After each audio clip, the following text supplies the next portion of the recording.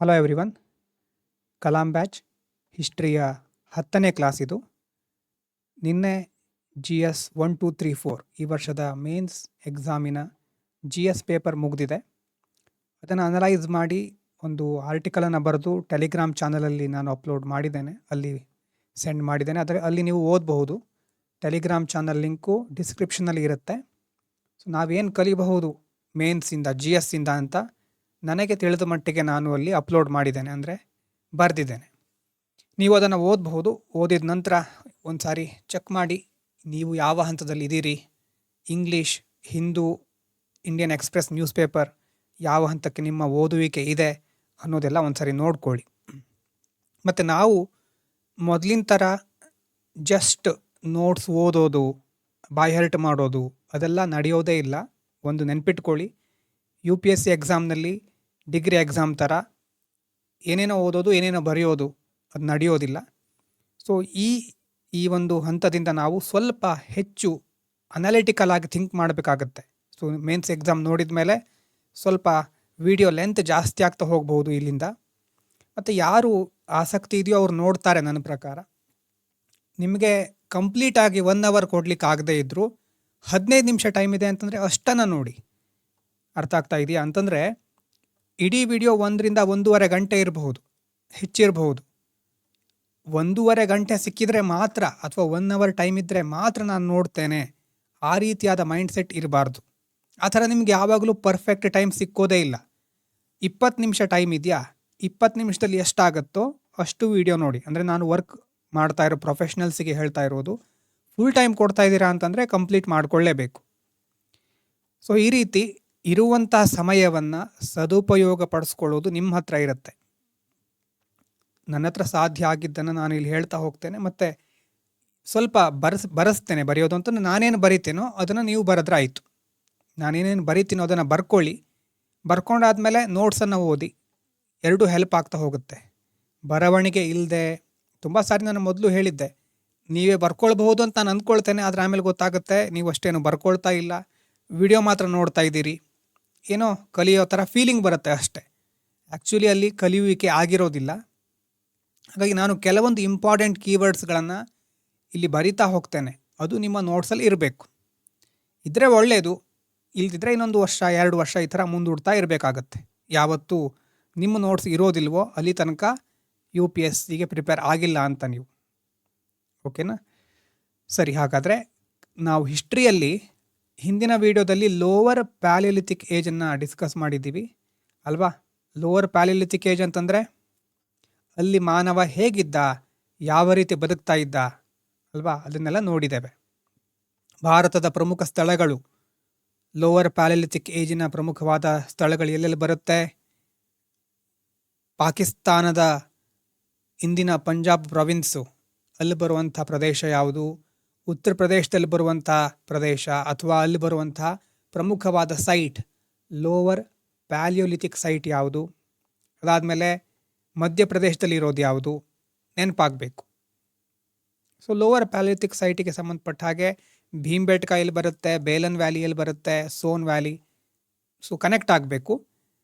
So ಮುಂದೆ ನಾವು ಇವತ್ತು ಮಿಡಲ್ ಪ್ಯಾಲಿಯೋಲಿಥಿಕ್ ಏಜ್ ಮತ್ತು ಅಪ್ಪರ್ ಪ್ಯಾಲಿಯೋಲಿಥಿಕ್ ಏಜ್ ಇವುಗಳ ಬಗ್ಗೆ ನೋಡ್ತಾ ಹೋಗೋಣ. ನೋಡಿ, ಮಾನವ ಪ್ರಿಮಿಟಿವ್ ಹ್ಯೂಮನ್ ಅಂತ ಕರಿತೇವೆ. ಪ್ರಿಮಿಟಿವ್ ಹ್ಯೂಮನ್ ಅಂತಂದರೆ ಆರಂಭಿಕ ಹಂತದಲ್ಲಿ ಮಾನವನ ಒಂದು ಎವಲ್ಯೂಷನಿನ ಹಂತ, ಮೊದಲನೇ ಸ್ಟೇಜಲ್ಲಿ ಇರೋನು. ಈಗ ಆಗಿನ ಕಾಲದ ಮಾನವನ ಜೀವನದಲ್ಲಿ ದೊಡ್ಡ ಬದಲಾವಣೆ ಆಗಬೇಕು ಅಂತಂದರೆ ಯಾವ ವಿಷಯ ಎಂಟ್ರ್ ಆಗಿರಬಹುದು ನಿಮ್ಮ ಪ್ರಕಾರ? ನೋಡಿ, ಈ ಥರ ಕ್ವಶನ್ ಕೇಳಿದಾಗ ನೀವಲ್ಲಿ ಥಿಂಕ್ ಮಾಡಬೇಕು. ನಿಮ್ಮ ಓನ್ ಥಿಂಕಿಂಗ್ ಕೆಪಾಸಿಟಿ ಇದ್ದರೆ ಮಾತ್ರ ಮೇನ್ಸ್ ಬರಲಿಕ್ಕಾಗೋದು. ಹಾಗಾಗಿ ನಾನೇನೇ ಕ್ವಶನ್ ಕೇಳಿದ್ರು ಅದನ್ನು ಥಿಂಕ್ ಮಾಡಿ ನೀವೇ ಬಾಯಿ ಬಿಟ್ಟು ಅಲ್ಲಿ ಆನ್ಸರ್ ಮಾಡ್ತಾಯಿರಿ. ಲೈವ್ ಆಗಿ ಮಾಡಲಿಕ್ಕಾಗದೇ ಇದ್ದರೂ ಇಂಟರ್ಯಾಕ್ಷನ್ ಇರಬೇಕು ನಿಮ್ಮದು ಆ ಕಡೆಯಿಂದ. ಆ ಥರ ಇದ್ದಾಗ ಮಾತ್ರ ಸ್ವಲ್ಪ ಇನ್ವಾಲ್ವ್ ಆಗಬಹುದು ನೀವು, ಮತ್ತು ಅದರಿರುತ್ತೆ ನಿಮ್ಗೆ ನೆನಪಿರುತ್ತೆ. ಈಗ ಮಾನವ ಪ್ರಾರಂಭಿಕ ಹಂತದಲ್ಲಿ ಏನು ಮಾಡ್ತಾ ಇದ್ದ? ಕಲ್ಲುಗಳನ್ನು ಬಳಸ್ತಾ ಇದ್ದ ಅಲ್ವಾ? ಕಲ್ಲಿನ ಟೂಲ್ಸ್ಗಳನ್ನು ಬಳಸ್ತಾ ಇದ್ದಾನೆ. ನಾವಿರೋದು ಸ್ಟೋನ್ ಏಜಲ್ಲಿ. ಸೊ ಇಲ್ಲಿ ಒಂದು ಪ್ರಮುಖವಾದಂತಹ ಅಂಶ ಯಾವುದು ಎಂಟರ್ ಆಗಿರಬಹುದು ನಿಮ್ಮ ಪ್ರಕಾರ? ಇಮೇಜ್ ನೋಡಿ, ಯಾವುದಿರಬಹುದು? ಎಸ್, ನೀವು ಅಂದ್ಕೊಂಡಿದ್ದು ಕರೆಕ್ಟ್ ಇರಬಹುದು ನನ್ನ ಪ್ರಕಾರ. ಮುಖ್ಯವಾಗಿ ಫೈರ್ ಅಲ್ವಾ, ಬೆಂಕಿಯ ಆಗಮನ. ಪ್ರಿಮಿಟಿವ್ ಹ್ಯೂಮನ್ ಬೀಯಿಂಗ್ನ ಲೈಫ್ನಲ್ಲಿ ಯಾವಾಗ ಫೈರ್ ಎಂಟರ್ ಆಗುತ್ತೋ ಆವಾಗ ದೊಡ್ಡ ಬದಲಾವಣೆ ಆಗುತ್ತೆ. ಸೊ ನಾನಿಲ್ಲೇನು ಬರೀತೇನೆ ಅದನ್ನು ನೀವು ಬರೆದಿಟ್ಕೊಳ್ಳಿ. ಅಂದರೆ ನಾವೀಗ ಎಲ್ಲಿ ಹೋಗ್ತಾ ಇದ್ದೇವೆ, ಲೋವರ್ ಪ್ಯಾಲಿಯೋಲಿಥಿಕ್ ಏಜಿಂದ ಮಿಡಲ್, ನಂತರ ಏನು ಬರುತ್ತೆ ಅಪ್ಪರ್ ಪ್ಯಾಲಿಯೋಲಿಥಿಕ್. ಅಪ್ಪರ್, ಈ ಪ್ಯಾಲಿಯೋಲಿಥಿಕ್ಕಿನ ಸ್ಪೆಲ್ಲಿಂಗು ಕೆಲವೊಂದು ಕಡೆ ಬೇರೆ ಇರುತ್ತೆ ನೋಡಿ. ಇಲ್ಲಿ ನಾವು ಸ್ಪೆಲ್ಲಿಂಗ್ನ ಬಗ್ಗೆ ಕೆಲವೊಂದು ಸಾರಿ ಕನ್ಫ್ಯೂಷನ್ ಇರಬಹುದು. ಇದು PALEO ಅಂತಿದೆ ಪ್ಯಾಲಿಯೋಕ್ಕೆ, ಇನ್ನೊಂದು ಕಡೆ PAELAE ಆ ಥರ ಸಹ ಇದೆ. ಸೊ ಈ ಥರ ಸಹ ಕನ್ಸಿಡರ್ ಮಾಡಬಹುದು. PALEO ಆ ಥರ ಬರ್ಕೊಳ್ಳಿ. PALEO Palaeolithic age. ಸೊ ನಾವು ಲೋವರಿಂದ middle, next upper Palaeolithic age. ಇದು ನಮ್ಮ ಜರ್ನಿ, ನಾವು ಬಂದಿರುವಂಥ ಜರ್ನಿಯಲ್ಲಿ ಮನುಷ್ಯನಿಗೆ ಸಂಬಂಧಪಟ್ಟ ಹಾಗೆ ಮೊದಲು ಹಿಂದಿನ ವಿಡಿಯೋದಲ್ಲಿ ನೋಡಿದ್ದೀವಲ್ವಾ, ಪ್ರಮುಖವಾದ ಅಂಶಗಳೇನು, ಎನ್ವಾರ್ಮೆಂಟಿಗೆ ಮನುಷ್ಯ ಏನಾಗಬೇಕು, ಅಡಾಪ್ಟ್ ಆಗಬೇಕು, ಅಡಾಪ್ಟೇಷನ್. ಸೊ ಅದರ ಜೊತೆ ಟೆಕ್ನಾಲಜಿ ಅಂತಂದರೆ ಇವತ್ತಿನ AI ಅಲ್ಲ, ಇದು ಆಗಿನ ಕಾಲದ ತಂತ್ರಜ್ಞಾನ. ಅಂದರೆ ಸ್ಟೋನ್ ಟೂಲ್ಸಲ್ಲೇ ಆ ಒಂದು ಟೆಕ್ನಿಕ್ ಇದೆಯಲ್ವಾ. ಸೊ ಆ ರೀತಿಯಾಗಿ ಟೆಕ್ನಿಕ್ಗಳನ್ನು ಯೂಸ್ ಮಾಡ್ತಾ ಮನುಷ್ಯನ ಜೀವನ, ಹ್ಯೂಮನ್ ಲೈಫ್ ಇವಾಲ್ವ್ ಆಗ್ತಾ ಹೋಗುತ್ತೆ. ಮಿಡಲ್ ಪ್ಯಾಲಿಯೋಲಿಥಿಕ್ನಲ್ಲಿ ಮನುಷ್ಯ ಹೇಗೆ ನೇಚರ್ಗೆ ಅಡಾಪ್ಟ್ ಆಗ್ತಾ ಇದ್ದ, ಟೂಲ್ಸ್ ಎಲ್ಲ ಹೇಗೆ ಚೇಂಜ್ ಆಯಿತು, ಮತ್ತು ಅಪ್ಪರ್ ಪ್ಯಾಲಿಯೋಲಿಥಿಕ್ನಲ್ಲಿ ಟೆಕ್ನಾಲಜಿ ಮತ್ತು ಹ್ಯೂಮನ್ ಬಿಹೇವಿಯರ್ ಹೇಗೆ ಅಡ್ವಾನ್ಸ್ ಆಗ್ತಾ ಹೋಯಿತು ಅನ್ನೋದನ್ನು ನಾವು ಇವತ್ತು ನೋಡ್ತಾ ಇದ್ದೇವೆ. ಮೊದಲು ನಮಗೇನು ಗೊತ್ತಿರಬೇಕು, ಟೈಮ್ ಲೈನ್ ಗೊತ್ತಿರಬೇಕು. ಟೈಮ್ ಲೈನ್ ಅಂದರೆ ಯಾವ ಕಾಲಾವಧಿ ಇದು ಅನ್ನೋದು ಗೊತ್ತಿದ್ರೆ ಬಹಳ ಹೆಲ್ಪ್ ಆಗುತ್ತೆ. ಮಿಡಲ್ ಪ್ಯಾಲಿಯೋಲಿಥಿಕ್ಕಿನ ಒಂದು ಟೈಮ್ ಲೈನು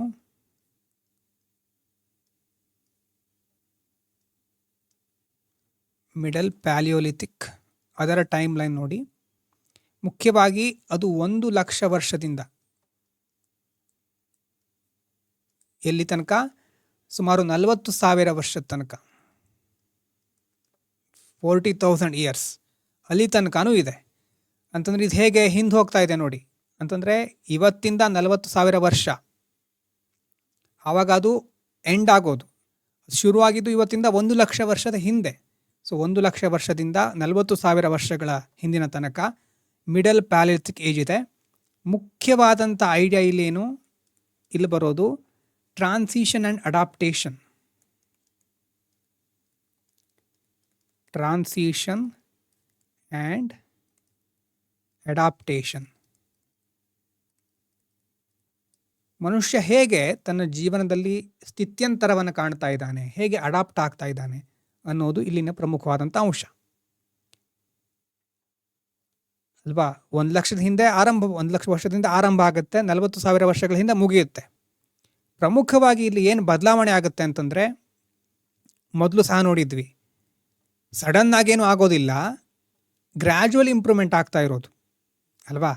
ಪ್ರಮುಖವಾದ ಬದಲಾವಣೆ ಅಂತಂದರೆ ಒಂದೇ ದಿನಕ್ಕೆ ಮನುಷ್ಯ ಬೆಳಗ್ಗೆ ಎದ್ದ ತಕ್ಷಣ ದೊಡ್ಡ ಒಂದು ಚೇಂಜಸ್ ಆಯಿತು ಅವನ ಲೈಫಲ್ಲಿ ಅಂತ ಅಲ್ಲ, ನಿಧಾನವಾಗಿ ಆಗ್ತಾ ಇರೋದು. ಸೊ ಓವರಾಲ್ ಈ ಪೀರಿಯಡ್ನಲ್ಲಿ ಆಗಿರುವಂಥ ಬದಲಾವಣೆ ಬಗ್ಗೆ ನಾವು ನೋಡ್ತಾ ಇದ್ದೇವೆ. ಸೊ ಇಲ್ಲಿ ಸ್ಲೈಡಲ್ಲಿ ಕೆಲವೊಂದು ಇಮೇಜ್ ಇಟ್ಟಿದ್ದೇನೆ, ಮನುಷ್ಯನ ಮೊದಲನೇ ಹಂತ ನೋಡಿ. ಇಲ್ಲಿ ಇಂಡಿಯಾದ ಫಿಸಿಕಲ್ ಮ್ಯಾಪ್ ನಿಮ್ಗೆ ಕಾಣಿಸ್ತಾ ಇದೆ. ಇಲ್ಲಿ 2 ಶಬ್ದಗಳನ್ನು ನೀವು ಬರ್ಕೋಬೇಕು, ನೆನಪಿದೆಯಾ ಗೊತ್ತಿಲ್ಲ ಮೊದಲಿಂದು. ಪ್ಲೀಸ್ಟೋಸಿನ್, ಈ ಶಬ್ದ ಏನು ಹೇಳುತ್ತೆ, ಪ್ಲೀಸ್ಟೋಸಿನ್ ಅಂತಂದ್ರೆ ಏನು? ಪ್ಲೀಸ್ಟೋಸಿನ್ ಯಾವ ಏಜ್ ಇದು ನೆನಪಾಗಬೇಕು. ಸೊ ಹೈಯರ್ ಆಲ್ಟಿಟ್ಯೂಡ್ಸ್ಗಳಲ್ಲಿ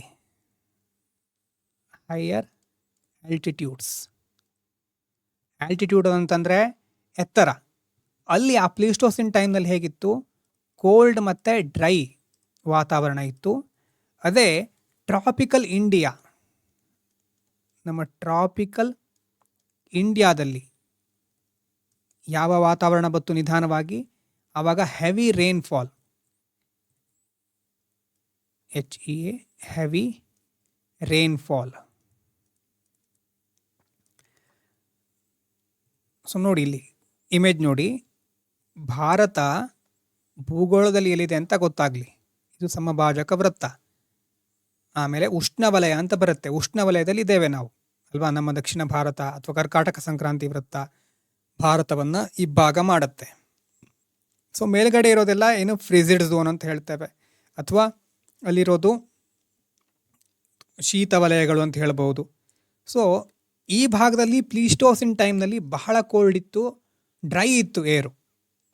ಆದರೆ ಭಾರತ ಇದೆಯಲ್ವಾ, ಪ್ಲೀಸ್ಟೋಸಿನ್ ಟೈಮ್ನಲ್ಲಿ ನಿಧಾನವಾಗಿ ಆಮೇಲೆ ಭಾರತದಲ್ಲಿ ರೇನ್ಫಾಲ್ ಸ್ಟಾರ್ಟ್ ಆಗುತ್ತೆ.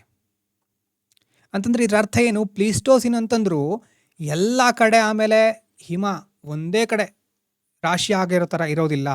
ಪ್ಲೀಸ್ಟೋಸಿನ್ ಅಂತಂದರೆ ಇಲ್ಲಿ ಜಾಸ್ತಿ ಹಿಮ, ಜಾಸ್ತಿ ಡ್ರೈನೆಸ್ ಇರುತ್ತೆ. ನಂತರದ ಹಂತಗಳಲ್ಲಿ ಭಾರತದಲ್ಲಿ ಅದು ಉಷ್ಣವಲಯದಲ್ಲಿದೆ ಭಾರತ ಅಲ್ವಾ. ಸೊ ಹಾಗಾಗಿ ಟ್ರಾಪಿಕಲ್ ಇರುವಂಥ ಪ್ರದೇಶಗಳು ಹೇಗಿರುತ್ತೆ, ರೇನ್ಫಾಲ್ ಸ್ಟಾರ್ಟ್ ಆಗುತ್ತೆ ಅಲ್ಲಿ. ಸೊ ಸೇಮ್ ಕ್ಲೈಮೇಟ್ ಎವ್ರಿವೇರ್ ಇರಲಿಲ್ಲ. ಹಿಮಯುಗ ಅಂದ ತಕ್ಷಣ ಎಲ್ಲ ಕಡೆ ಒಂದೇ ರೀತಿ ಕ್ಲೈಮೇಟ್ ಇರಲಿಲ್ಲ, ಅದು ಗೊತ್ತಿರಬೇಕು. ಹೈಯರ್ ಆಲ್ಟಿಟ್ಯೂಡ್ಸು ಮತ್ತು ನಾರ್ದರ್ನ್ ರೀಜನ್ನಲ್ಲಿ ಕೋಲ್ಡ್ ಮತ್ತು ಡ್ರೈ ಕಂಡೀಷನ್ ಇತ್ತು. ಆದರೆ ಟ್ರಾಪಿಕ್ ಇಂಡಿಯಾ ಈ ಭಾಗದಲ್ಲಿ ರೇನ್ಫಾಲ್ ಇತ್ತು. ನೋಡಿ, ರೇನ್ಫಾಲ್ ಯಾವಾಗ ಜಾಸ್ತಿ ಆಗುತ್ತೋ ಅಂತಂದರೆ ಉಷ್ಣಾಂಶ ಹೆಚ್ಚಿದ್ದಾಗ ನೀರು ಆವಿ ಆಗುತ್ತೆ, ಜಲಚಕ್ರ ನೆನಪು ಮಾಡ್ಕೊಳ್ಳಿ. ಸೊ ಆ ರೀತಿ ಮಳೆ ಜಾಸ್ತಿ ಆಗ್ತಾ ಇದ್ದ ಹಾಗೆ ನದಿಗಳಲ್ಲಿ ನೀರು ತುಂಬಿಕೊಳ್ಳುತ್ತೆ, ರಿವರ್ಸ್ನಲ್ಲಿ ವಾಟರ್ ಫ್ಲೋ ಜಾಸ್ತಿ ಆಗುತ್ತೆ ಅಲ್ವಾ. ವಾಟರ್ ಫ್ಲೋ ಜಾಸ್ತಿ ಆದಾಗ ರಿವರ್ ವ್ಯಾಲಿ ಸುತ್ತ ಇದೆಯಲ್ವಾ, ಆ ರಿವರಿನ ಕಣಿವೆ, ನದಿ ಕಣಿವೆಗಳ ಸುತ್ತ ಇರುವಂಥ ವೆಜಿಟೇಷನ್, ಸಸ್ಯವರ್ಗಗಳು ಬದಲಾಗುತ್ತೆ.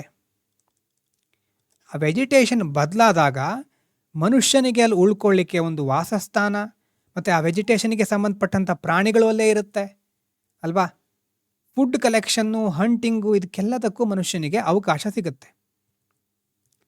ಹಾಗಾಗಿ ನೆಕ್ಸ್ಟು ಇಲ್ಲಿ ಬರ್ಕೋಬಹುದು, ಹೆವಿ ರೇನ್ಫಾಲ್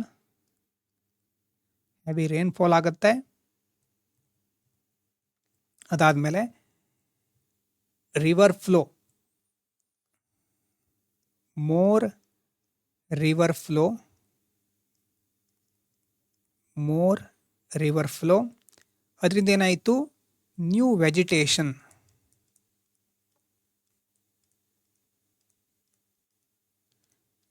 ವೆಜಿಟೇಷನ್, ಅಂತಂದರೆ ಸಸ್ಯವರ್ಗ. ಸೊ ಅದರಿಂದ ಮನುಷ್ಯನಿಗೆ ಸಿಕ್ಕಿರೋದು ನ್ಯೂ ಫುಡ್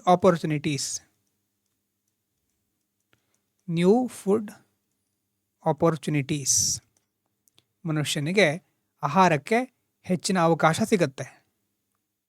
ಈಗ ಎನ್ವೈರ್ಮೆಂಟ್ ಏನೋ ಚೇಂಜ್ ಆಗ್ತಾ ಇದೆ, ಮನುಷ್ಯ ಈಗ ಹೇಗೆ ಅದಕ್ಕೆ ರೆಸ್ಪಾಂಡ್ ಮಾಡ್ದ ಅಲ್ವಾ, ಅದು ತಿಳ್ಕೋಬೇಕು ನಾವು. ಸೊ ಈ ಒಂದು ಹಂತ ಯಾವುದಿದು, middle Palaeolithic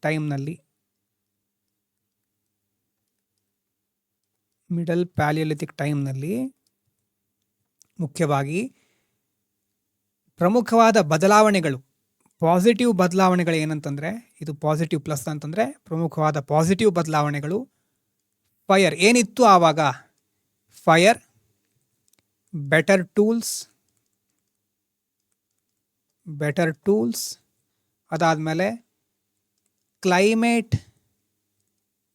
climate based migration,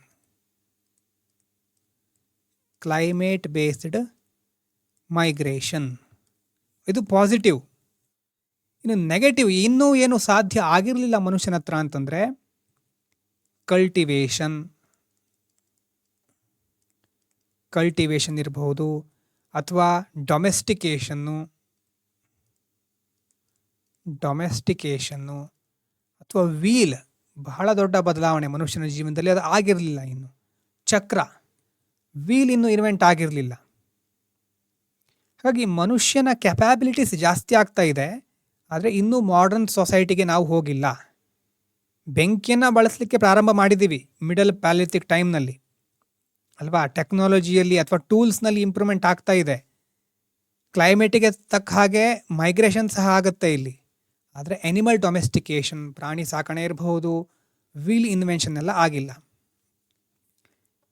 ಈಗ ಟೂಲ್ಸ್ ಇದೆ ನಮ್ಮ ಹತ್ರ. ನೋಡಿ, ಕಲ್ಪನೆ ಮಾಡ್ಕೋಬೇಕು ನೀವು ಕಾನ್ಸೆಪ್ಚುಯಲ್ ಆಗಿ. ಮನುಷ್ಯನ ಆಗಿನ ಕಾಲದ ಸಮಾಜದಲ್ಲಿ ಸಾಫಿಸ್ಟಿಕೇಟೆಡ್ ಟೂಲ್ಸ್ ಇದೆ. ಹಾಗಂತ ಅಗ್ರಿಕಲ್ಚರ್ ಇರಲಿಲ್ಲ ಅಲ್ವಾ. ಅಂತಂದರೆ ಟೆಕ್ನಾಲಜಿಕಲ್ ಡೆವಲಪ್ಮೆಂಟ್ ಎಲ್ಲ ಕ್ಷೇತ್ರಗಳಲ್ಲೂ ಒಂದೇ ಟೈಮಲ್ಲಿ ಆಗೋದಿಲ್ಲ. ಅದು ನೆನ್ಪಿಟ್ಕೋಬೇಕು. ಅಂತಂದರೆ ಟೂಲ್ಸ್ ಇಂಪ್ರೂವ್ ಆಯಿತು ತಕ್ಷಣವೇ ಅಗ್ರಿಕಲ್ಚರ್ ಸ್ಟಾರ್ಟ್ ಮಾಡ್ದ ಅವನು, ಅಥವಾ ಭಾರತದ ಎಲ್ಲ ಪ್ರದೇಶಗಳಲ್ಲೂ ಒಂದೇ ಸಾರಿ ಟೂಲ್ಸ್ಗಳ ಇನ್ವೆನ್ಷನ್ ಆಗಿಬಿಡ್ತು ಅನ್ನೋದು ಅಲ್ಲ. ಇಲ್ಲಿ ಬೇರೆ ಬೇರೆ ಸಂದರ್ಭದಲ್ಲಿ ನಿಧಾನವಾಗದ ಆಗ್ತಾ ಹೋಗೋದು. ಸೊ ಈ ಪೀರಿಯಡ್ನಲ್ಲಿ ಮುಖ್ಯವಾಗಿ ನಾವು ನೋಡಿದ ಹಾಗೆ ಪ್ರಮುಖವಾದ ಬದಲಾವಣೆ ಏನು? ಫೈರ್. ಸೊ ಫೈರ್ನ ಬಗ್ಗೆ ಸ್ವಲ್ಪ ನೋಡಬೇಕು ನಾವು. ಫೈರ್ ಯಾಕೆ ಬೇಕು? ಥಿಂಕ್ ಮಾಡಿ. ಫೈರ್ ಇದ್ದರೆ ಮನುಷ್ಯನ ಜೀವನದ ಯಾವ ಪ್ರಾಬ್ಲಮ್ಗಳು ಸಾಲ್ವ್ ಆಗುತ್ತೆ? ಪ್ರಿಮಿಟಿವ್ ಹ್ಯೂಮನ್ ಬೀಯಿಂಗನ್ನು ನೆನಪು ಮಾಡ್ಕೊಳ್ಳಿ ಅಲ್ವಾ. ಅವನ ಲೈಫ್ನಲ್ಲಿ ಯಾವ ಬದಲಾವಣೆ ಆಗಿರಬಹುದು? ಮುಖ್ಯವಾಗಿ 3 ಬದಲಾವಣೆ ಏನು ಫೈರಿಂದು? ಅದರಿಂದ ಇರುವಂತಹ ಪ್ರಯೋಜನಗಳೇನು?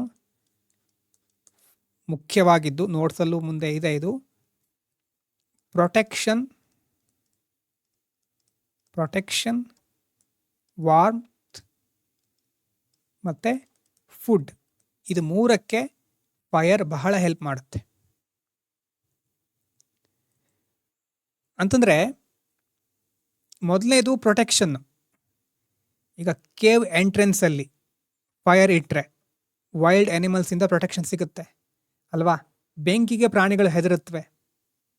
ಮೊದಲನೇದು ಪ್ರೊಟೆಕ್ಷನ್ನು. ಅದಾದಮೇಲೆ ವಾಮ್ತ್ ಅಂತಂದರೆ ಕೋಲ್ಡ್ ಕಂಡೀಷನ್ ಇತ್ತು ಆವಾಗ. ಆ ಫೈರಿನ ಹೀಟನ್ನು ಯೂಸ್ ಮಾಡಿಕೊಂಡು ಮನುಷ್ಯ ಬದುಕ್ತಾ ಇದ್ದ, ಚಳಿಯಿಂದ ತನ್ನನ್ನು ರಕ್ಷಿಸ್ಕೊಳ್ತಾ ಇದ್ದ. 3ನೇದು ಫುಡ್ ಅಂತಂದರೆ ರಾ ಮೀಟ್ ಅಂತಂದರೆ ಹಸಿ ಮಾಂಸದ ಬದಲಾಗಿ ಮನುಷ್ಯ ಬೇಯಿಸಿದ ಆಹಾರವನ್ನು ಸೇವಿಸಲಿಕ್ಕೆ ಆರಂಭಿಸ್ತಾನೆ. ಸೊ ಫುಡ್ ಅಂತಂದರೆ ರೋಸ್ಟಿಂಗ್ ಅಂತ ಹೇಳ್ತೀವಲ್ವಾ, ಬೇಯಿಸೋದು. ಸೊ ಈಗೆಲ್ಲ ವಿಲೇಜ್ನಲ್ಲಿ, ಹಳ್ಳಿ ಕಡೆ ಎಲ್ಲ ಜನರು ಸುತ್ತ ಬೋನ್ ಫೈರ್ ಸುತ್ತ ಕೂತ್ಕೊಳ್ತಾರೆ. ಒಂದು ಕಡೆ ಈಗ ಫೈರ್ ಇದೆ ಅಂತಂದರೆ ಅದು ಸುತ್ತಮುತ್ತ ತುಂಬ ಜನ ಕೂತ್ಕೊಂಡಿರಬಹುದು. ಹಾಗೆ ಕೂತ್ಕೊಂಡಾಗ ಬರೀ ಅವರು ಫುಡ್ಡಿನ ಬಗ್ಗೆ ಅಥವಾ ಆ ಒಂದು ಗುರಿಯನ್ನು ಇಟ್ಕೊಂಡು ಮಾತ್ರ ಇರೋದಿಲ್ಲ. ಇಂಟ್ರ್ಯಾಕ್ಷನ್ ಆಗುತ್ತಲ್ವ ಅಲ್ಲಿ. ಸೋಷಿಯಲ್ ಇಂಟ್ರ್ಯಾಕ್ಷನ್ಗೆ ಒಂದು ಸ್ಪೇಸ್ ಸಿಗುತ್ತೆ. ಆ ಥರ ಸ್ಪೇಸ್ ಸಿಕ್ಕಿದಾಗ ಮನುಷ್ಯನ ಕಮ್ಯುನಿಕೇಷನ್ ಇರಬಹುದು ಅಥವಾ ಪರಸ್ಪರ ಸಂವಹನ ಕಲೆ ಅದು ಇಂಪ್ರೂವ್ ಆಗ್ತಾ ಹೋಗುತ್ತೆ. ಸೊ ಭೀಂಬೆಟ್ಕಾದಲ್ಲಿ ತುಂಬ ವರ್ಷಗಳ ಕಾಲ ಅಲ್ಲಿ ಬೇರೆ ಬೇರೆ ಚಿತ್ರಕಲೆಗಳ ಬಗ್ಗೆ ಇರಬಹುದು ಅಥವಾ ಮನುಷ್ಯನಿಗೆ ಸಂಬಂಧಪಟ್ಟಂಥ ತುಂಬ ಎವಿಡೆನ್ಸ್ ಸಿಗುತ್ತೆ. ಸೊ ಅದಕ್ಕೂ ಇಂತಹ ಫೈರ್ ಕ್ಯಾಂಪ್ಗಳು ಅಥವಾ ಇಂಥ ಫೈರಿನ ಇನ್ವೆನ್ಷನಿಂದ ಲಿಂಕ್ ಸಿಗಬಹುದು ಅಂತ ಹೇಳ್ತಾರೆ ಹಿಸ್ಟೋರಿಯನ್ಸ್. ಇನ್ನು ಫೈರ್ ಜೊತೆ ಇನ್ನೊಂದು ಪ್ರಮುಖವಾದ ಬದಲಾವಣೆ ಯಾವುದು? ಫೈರ್ ಆಯಿತು ಬೆಟರ್ ಟೂಲ್ಸ್ ಅಂತಂದರೆ ಇನ್ನಷ್ಟು ಉತ್ತಮವಾದಂತಹ ಉಪಕರಣಗಳು ಅಥವಾ ಸಲಕರಣೆಗಳು. ಮುಖ್ಯವಾಗಿ ಕಲ್ಲಿನ ಸಲಕರಣೆ ಇರೋದು ಅಲ್ವಾ, ಶಿಲೆಯ ಸಲಕರಣೆನೇ ಇರೋದು. ಇದು ನೆನಪಾಗ್ತಾ ಇದೆಯಾ? ಹಿಂದಿನ ವಿಡಿಯೋದಲ್ಲಿ ನೋಡಿದ್ವಿ. ಇದು ಕೋರು, ಇದೇನು ಹೇಳಿ? ಫ್ಲೇಕ್. ಅಂತಂದರೆ ಒಂದು ಕಲ್ಲನ್ನು ಇನ್ನೊಂದು ಕಲ್ಲಿಗೆ ಘರ್ಷಣೆ ಮಾಡಿದಾಗ ಒಡೆದು ಹೋಗುತ್ತೆ. ಈ ಕಲ್ಲು ಒಡೆದು ಮಿಡ್ಲ್ ಪಾರ್ಟ್ ಇರುತ್ತೆ, ಅದು ಕೋರು. ಅಕ್ಕಪಕ್ಕದಲ್ಲಿರೋ ಸುತ್ತಮುತ್ತ ಇರೋ ಚೂರಾಗಿ ಬಿದ್ದಿರೋದು ಫ್ಲೇಕು. ಅರ್ಥ ಆಗ್ತಾ ಇದೆಯಾ? ಅದು ಗೊತ್ತಿದೆ ಅಲ್ವಾ? ಸೊ ಲೋವರ್ ಪ್ಯಾಲಿಥಿಕ್ ಟೈಮ್ನಲ್ಲಿ ಹೇಗಿತ್ತು? ಲೋವರ್ ಪ್ಯಾಲಿಥಿಕ್ ಟೈಮ್ನಲ್ಲಿ ಮುಖ್ಯವಾಗಿ ಯಾವುದನ್ನು ಯೂಸ್ ಮಾಡ್ತಾ ಇದ್ದ? ಕೋರನ್ನು ಯೂಸ್ ಮಾಡ್ತಾ ಇದ್ದ.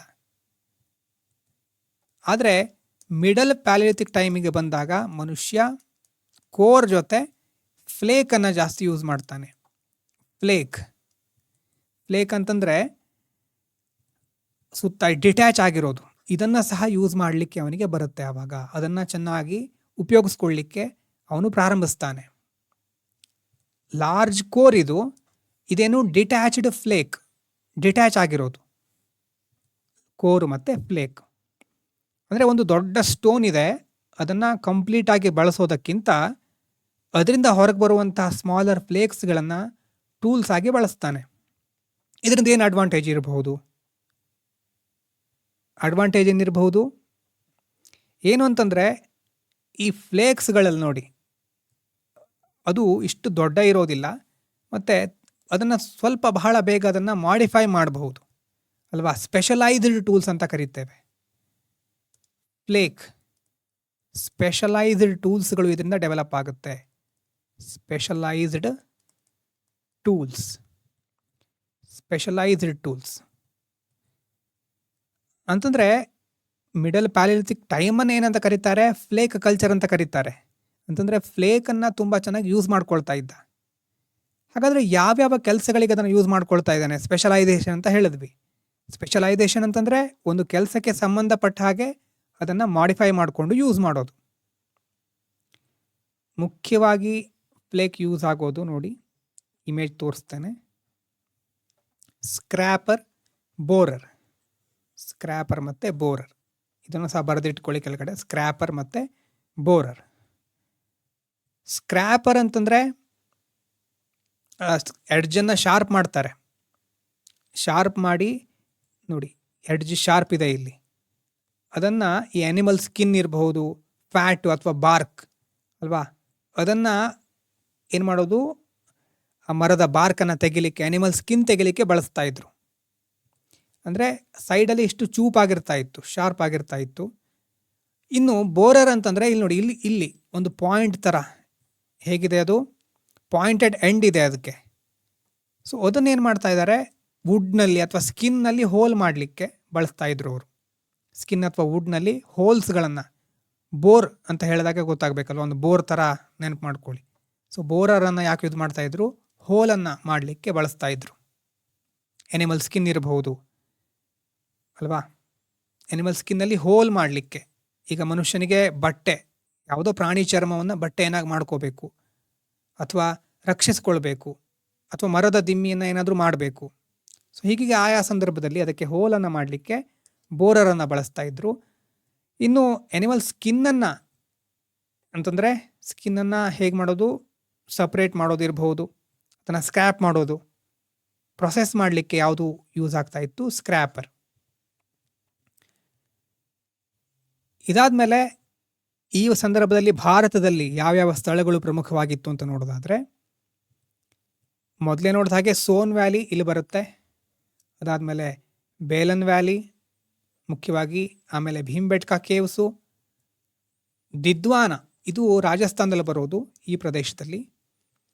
ಇನ್ನು ಛೋಟಾನಾಗ್ಪುರ್ ರೀಜನ್ನು ಈ ಭಾಗದಲ್ಲಿ ಬರೋದು, ಒಡಿಶಾ, ಛತ್ತೀಸ್ಗಢ ಆ ಭಾಗದಲ್ಲಿ. ಭೀಮ್ಬೆಟ್ಕಾ ಬಹಳ ಇಂಪಾರ್ಟೆಂಟು. ಮತ್ತು ಇನ್ನು ಆ್ಯಡ್ ಆಗೋದು ನೋಡಿ, ತುಂಗಭದ್ರಾ, ನರ್ಮದಾ, ವಿಶಾಖಪಟ್ಟಣ ಇಲ್ಲಿ ಆ್ಯಡ್ ಆಗೋದು. ತುಂಗಭದ್ರಾ, ನರ್ಮದಾ, ವಿಶಾಖಪಟ್ಟಣ, ಸದರ್ನ್ ಇಂಡಿಯಾ ಪ್ಲೇಸ್ಗಳು ಇಲ್ಲಿ ಆ್ಯಡ್ ಆಗ್ತಾ ಇವೆ. ಅರ್ಥ ಆಗ್ತಾ ಇದೆಯಲ್ವಾ? ಅಂತಂದರೆ ಲೋವರ್ ಪ್ಯಾಲಿಥಿಕ್ ಸೈಟ್ನಲ್ಲಿ ಇರುವಂತಹ ಬಹುತೇಕ ಪ್ರದೇಶಗಳು ಇಲ್ಲಿ ಮಿಡಲ್ ಪ್ಯಾಲಿಥಿಕ್ ಟೈಮ್ನಲ್ಲಿ ಇದೆ, ಆದರೆ ಅದ್ರ ಜೊತೆ ಎಕ್ಸ್ಟ್ರಾ ಆ್ಯಡ್ ಆಗ್ತಾ ಇದೆ. ತುಂಗಭದ್ರಾ, ನರ್ಮದಾ, ವಿಶಾಖಪಟ್ಟಣಮು, ಕೋಸ್ಟಲ್ ರೀಜನ್ಗಳು ಆ್ಯಡ್ ಆಗ್ತಾ ಇದೆ. ಮತ್ತು ಇದಾದಮೇಲೆ ಹ್ಯೂಮನ್ ಹಿಸ್ಟ್ರಿಯಲ್ಲಿ ಮತ್ತೆ ಮೇಜರ್ ಟ್ರಾನ್ಸಿಷನ್ ಬರೋದು ಯಾವುದು? ಮುಖ್ಯವಾಗಿ ಅಪ್ಪರ್ ಪ್ಯಾಲಿಥಿಕ್ ಟೈಮ್. ಮನುಷ್ಯ ಈಗ ಬದಲಾಗ್ತಾ ಇದ್ದಾನೆ. ನಾವು ಹೋಮೋ ಎರೆಕ್ಟಸ್ ಅಂತ ಹೇಳಿದ್ವಿ ಅಲ್ವಾ? ಹೋಮೋ ಎರೆಕ್ಟಸ್ ಅನ್ನುವಂಥ ಟೈಮ್, ಆ ಶಬ್ದದ ಅರ್ಥ ನೆನಪಾಗ್ತಾ ಇದೆಯಾ? ಹೋಮೋ ಎರೆಕ್ಟಸ್ ಅಂತಂದರೆ ಮನುಷ್ಯ ನಾಲ್ಕು ಕಾಲಿನ ಪ್ರಾಣಿಯಾಗಿದ್ದವನು 2 ಕಾಲಲ್ಲಿ ನಿಲ್ಲಲಿಕ್ಕೆ ಪ್ರಾರಂಭಿಸುವಂಥ ಹಂತ. ಮೊದಲು 4 ಕಾಲಲ್ಲಿ ಚಲಿಸ್ತಾ ಇದ್ದ, ಆಮೇಲೆ ಅವನು ನಿಂತ್ಕೊಳ್ತಾನೆ, ಬೈಪೆಡಲಿಸಮ್ ಅಂತ ಕರೀತಾರೆ ಅದಕ್ಕೆ. ಸೊ ಆ ಹಂತ ಅದು. ಸೊ ಓವರಾಲ್ ಆಗಿ ಇನ್ನೊಂದು ಸಾರಿ ನೋಡ್ಕೊಳ್ಳಿ, ಬರ್ಕೊಂಡಿದ್ದೀರಾ ಗೊತ್ತಿಲ್ಲ. ಲೋವರ್ನಲ್ಲಿ ಹೇಗಿತ್ತು? ಲಾರ್ಜ್ ಕೋರ್ ಟೂಲ್ಸ್ ಇರ್ತಾ ಇತ್ತು. ಅದಾದಮೇಲೆ ಮಿಡಲಲ್ಲಿ ಯಾವುದು ಹೇಳಿ? Flake technology.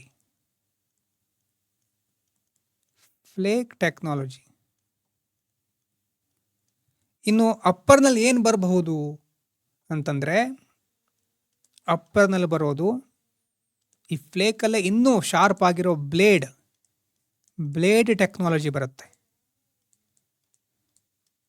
Blade technology. ಈ ಪ್ರೋಗ್ರೆಷನ್ ನೆನಪಿರಬೇಕು ನಿಮಗೆ. ಮೊದಲು ಬರೀ ಒಂದು ದೊಡ್ಡ ಕಲ್ಲಿರ್ತಾ ಇತ್ತು, ಅದನ್ನು ಯೂಸ್ ಮಾಡ್ತಾ ಇದ್ದ. ಈಗ ಕಲ್ಲಿನ ಜೊತೆ ಅದರ ಸುತ್ತಮುತ್ತ ಇರುವಂತಹ ಉಳಿದ ಭಾಗಗಳನ್ನು ಯೂಸ್ ಮಾಡಲಿಕ್ಕೆ ಪ್ರಾರಂಭಿಸ್ತಾನೆ ಅಲ್ವಾ. ಅದರಲ್ಲಿ ನೋಡಿದ್ವಿ ಬೋರರು ಅದೆಲ್ಲ ಬಂತು. ಇನ್ನಷ್ಟು ಶಾರ್ಪ್ ಆಗಿ ಬ್ಲೇಡ್ ಇರಬಹುದು, ಬಹಳ ಶಾರ್ಪ್ ಆಗಿರೋದು. ಅಂತಹ ಬ್ಲೇಡ್ ಟೆಕ್ನಾಲಜಿ ಮುಂದೆ ಬರುತ್ತೆ. ಬ್ಲೇಡ್ಸ್ಗಳು ಇಂಪಾರ್ಟೆಂಟ್ ಆಗುತ್ತೆ.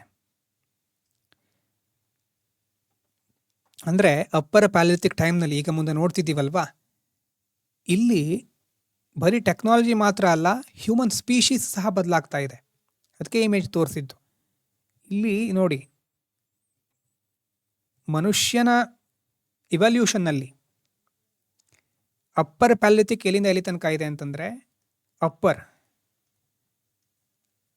ಮಿಡಲ್ ಎಲ್ಲಿ ತನಕ ಇತ್ತು? ಮಿಡಲ್ಲು ಏಜ್ ಹೇಳಿ, 1,00,000 ಇಯರ್ಸಿಂದ 40,000 ಇಯರ್ಸ್ ತನಕ ಇತ್ತು ಅಲ್ವಾ. ಈಗ ಅಪ್ಪರ್ ಶುರುವಾಗೋದು 40,000ಇಂದ. ಅಲ್ಲಿಂದ ಶುರುವಾಗಿ ಅರೌಂಡ್ 8,000 to 10,000 ಅಂತ ಹೇಳ್ತಾರೆ. 10,000 ಇರಲಿ, 10,000 ಇಯರ್ಸ್ ತನಕ ಏನು ಅಪ್ಪರ್. ಇದು ಮಿಡಲ್, ಆಮೇಲೆ ಅಪ್ಪರ್. ಸೊ ಈ ರೀತಿ 40,000 ಇಯರ್ಸಿಂದ 10,000 ಇಯರ್ಸ್ ತನಕ ಯಾವುದು? Upper palaeolithic time. ಈ ಸಂದರ್ಭದಲ್ಲಿ ಮುಖ್ಯವಾಗಿ ಬರುವವರು ಹೋಮೋ ಸೇಪಿಯನ್ಸ್ ಅಂತ ಹೇಳ್ಬೋದು. ಹೋಮೋ ಸೇಪಿಯನ್ಸ್ ಈ ಭಾಗ ಅಥವಾ ಈ ಭಾಗ, ಇಲ್ಲಿ ಈ ಒಂದು ಹಂತ ಹೋಮೋ ಎರೆಕ್ಟಸ್ ಆದಮೇಲೆ ಹೋಮೋ ಸೇಪಿಯನ್ಸ್. ಈ ಥರ ಇಮೇಜಸ್ಗಳಲ್ಲಿ ಬೇರೆ ಬೇರೆ ಇಮೇಜಸ್ ಇರುತ್ತೆ ಇದಕ್ಕೆ. ಆದರೆ ಮುಖ್ಯವಾದ ಅಂಶ ನೆನಪಿರಬೇಕೇನಂತಂದರೆ, ಹೋಮೋ ಸೇಪಿಯನ್ಸ್ ಕಾಣಿಸ್ಕೊಳ್ಳೋದು ಯಾವ ಹಂತ? Upper Palaeolithic time. Upper Palaeolithic ಟೈಮ್ನಲ್ಲಿ ಹೋಮೋ ಸೆಪಿಯನ್ಸು, ಅದ್ರ ಜೊತೆ ಅಡ್ವಾನ್ಸ್ಡ್ ಟೆಕ್ನಾಲಜಿ, ಮತ್ತು ಇನ್ನೊಂದು ಇಲ್ಲೂ ಸಹ ಏನಾಗ್ತಾ ಇದೆ? ಎನ್ವೈರ್ಮೆಂಟ್ ಚೇಂಜ್ ಆಗ್ತಾ ಇದೆ. ಎನ್ವೈರ್ಮೆಂಟ್ ಅಂದರೆ ವಾತಾವರಣ, ಪರಿಸರ ಬದಲಾಗ್ತಾ ಇದ್ದ ಹಾಗೆ. ಸ್ಟಾರ್ಟಿಂಗಲ್ಲಿ ಬರೆದಿರೋದು ನೆನಪಾಗಲಿ, ಮೇನ್ ಥೀಮೇ ಅದು ನಮ್ಮದು ನೋಡಿ. ಎನ್ವೈರ್ಮೆಂಟು, ಅಡಾಪ್ಟೇಷನ್ನು ಪ್ಲಸ್ ಟೆಕ್ನಾಲಜಿ, ಅದರಿಂದಾನೇ ಹ್ಯೂಮನ್ ಲೈಫ್ ಮುಂದುವರಿತಾ ಇರೋದು.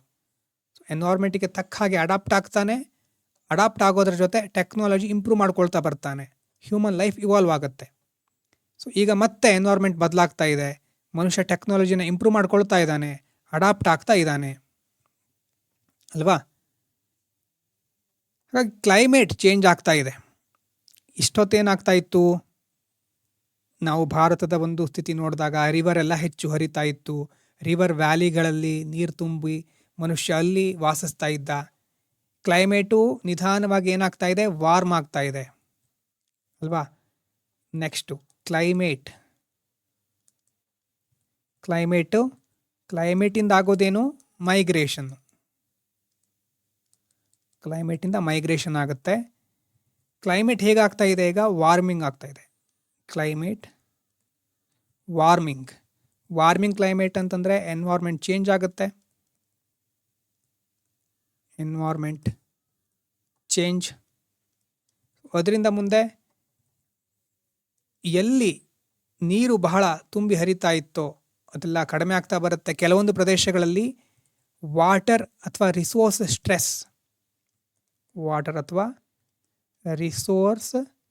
ಸ್ಟ್ರೆಸ್ ಜಾಸ್ತಿ ಆಗುತ್ತೆ. ಸ್ಟ್ರೆಸ್ ಜಾಸ್ತಿ ಆಗ್ತಾ ಇದ್ದ ಹಾಗೆ, ವಾಟರ್ ಸ್ಕ್ಯಾರ್ಸಿಟಿ ಆಗ್ತಾ ಇದ್ದ ಹಾಗೆ ಮನುಷ್ಯ ಆ ಪ್ರದೇಶವನ್ನು ಬಿಟ್ಟು ಬೇರೆ ಕಡೆ ಮೈಗ್ರೇಟ್ ಆಗ್ತಾನೆ. Migration, that leads to migration. ಈಗ ಇಮೇಜ್ ನೋಡಿ, ಇಲ್ಲಿ ಕೆಳಗಡೆ ಇಷ್ಟೊತ್ತು ಆ ಥಾರ್ ಡೆಸರ್ಟ್ ಅಥವಾ ರಾಜಸ್ಥಾನದ ಒಂದು ಹಂತಗಳಲ್ಲಿ ಆ ಒಂದು ಪ್ರದೇಶಗಳಲ್ಲಿ ನಾವೇನು ನೋಡಿದ್ವಿ, ಮನುಷ್ಯ ವಾಸ ಮಾಡ್ತಾ ಇದ್ದ. ಆದರೆ ಈಗೇನಾಗ್ತಾ ಇದೆ, ಕ್ಲೈಮೇಟ್ ಚೇಂಜ್ ಆಗ್ತಾ ಇದೆ. ಆ ಥಾರ್ ರೀಜನ್ನಿಂದ ಅಲ್ಲಿಂದ ಮನುಷ್ಯ ಬೇರೆ ಕಡೆ ಮೈಗ್ರೇಟ್ ಆಗ್ತಾನೆ. ಯಾಕಂತಂದರೆ ಆ ಥಾರ್ ರೀಜನ್ನಲ್ಲಿ ಡ್ರೈ ವೆದರ್ ಜಾಸ್ತಿ ಆಗಿಬಿಡುತ್ತೆ, ವಾಟರ್ ಅವೈಲೇಬಿಲಿಟಿ ಕಡಿಮೆ ಆಗುತ್ತೆ. ಅದರ ಪರಿಣಾಮವಾಗಿ ಮನುಷ್ಯ ಏನಾಗ್ತಾನೆ, ಬೇರೆ ಕಡೆ ರಿಸೋರ್ಸ್ ಎಲ್ಲಿ ಇರುತ್ತೋ ರಿಸೋರ್ಸ್ ರಿಚ್ ರೀಜನ್ ಕಡೆ ಅವನು ಮೈಗ್ರೇಟ್ ಆಗ್ತಾನೆ. ಸೊ ಮೈಗ್ರೇಟ್ ಆದಾಗ ಏನಾಗುತ್ತೆ, ಕಂಪ್ಲೀಟು ಬೇರೆ ಬೇರೆ ಪದ್ಧತಿಗಳನ್ನು ಅಳವಡಿಸ್ಕೊಳ್ಬೇಕಾಗತ್ತೆ ಅಲ್ವಾ. ಕ್ಲೈಮೇಟ್ ಅಂತಂದರೆ ಬರೀ ಬ್ಯಾಕ್ಗ್ರೌಂಡ್ ಅಲ್ಲ, ಅದು ಒಂದು ಡ್ರೈವರ್ ಅಂತ ಹೇಳ್ಬೋದು. ಅಂತಂದರೆ ಮನುಷ್ಯನ ಜೀವನವನ್ನು ನಡೆಸುವಂಥ ಚಾಲಕ ಶಕ್ತಿ. ಸೊ ಹೀಗಾಗಿ ಎನ್ವೈರ್ಮೆಂಟ್ ಬದಲಾಗ್ತಾ ಇದೆ, ಮನುಷ್ಯನ ಜೀವನ ಅದಕ್ಕೆ ತಕ್ಕ ಹಾಗೆ ಅಡಾಪ್ಟ್ ಆಗ್ತಾ ಇದೆ. ಇನ್ನು ಮುಂದೆ ಮನುಷ್ಯನ ಜೀವನವನ್ನು ನೀವು ನೋಡಿದರೆ, ಕೆಳಗಡೆ ಬರೋಣ. ಬೇಲನ್ ರಿವರ್, ಭೀಮ್ಬೆಟ್ಕಾ ರಾಕ್ ಶೆಲ್ಟರ್, ಸೊ ಈ ಪ್ರದೇಶಗಳಲ್ಲಿ ಮನುಷ್ಯನಿಗೆ ಬಹಳ ದಿವಸಗಳು ಇರಲಿಕ್ಕೆ ಸಾಧ್ಯ ಆಯಿತು ಅಂತ ಹೇಳಿದ್ವಿ ಅಲ್ವಾ, ಹಿಂದಿನ ವಿಡಿಯೋಗಳಲ್ಲಿ ನಾವು ಮಾತಾಡಿದ್ದೀವಿ.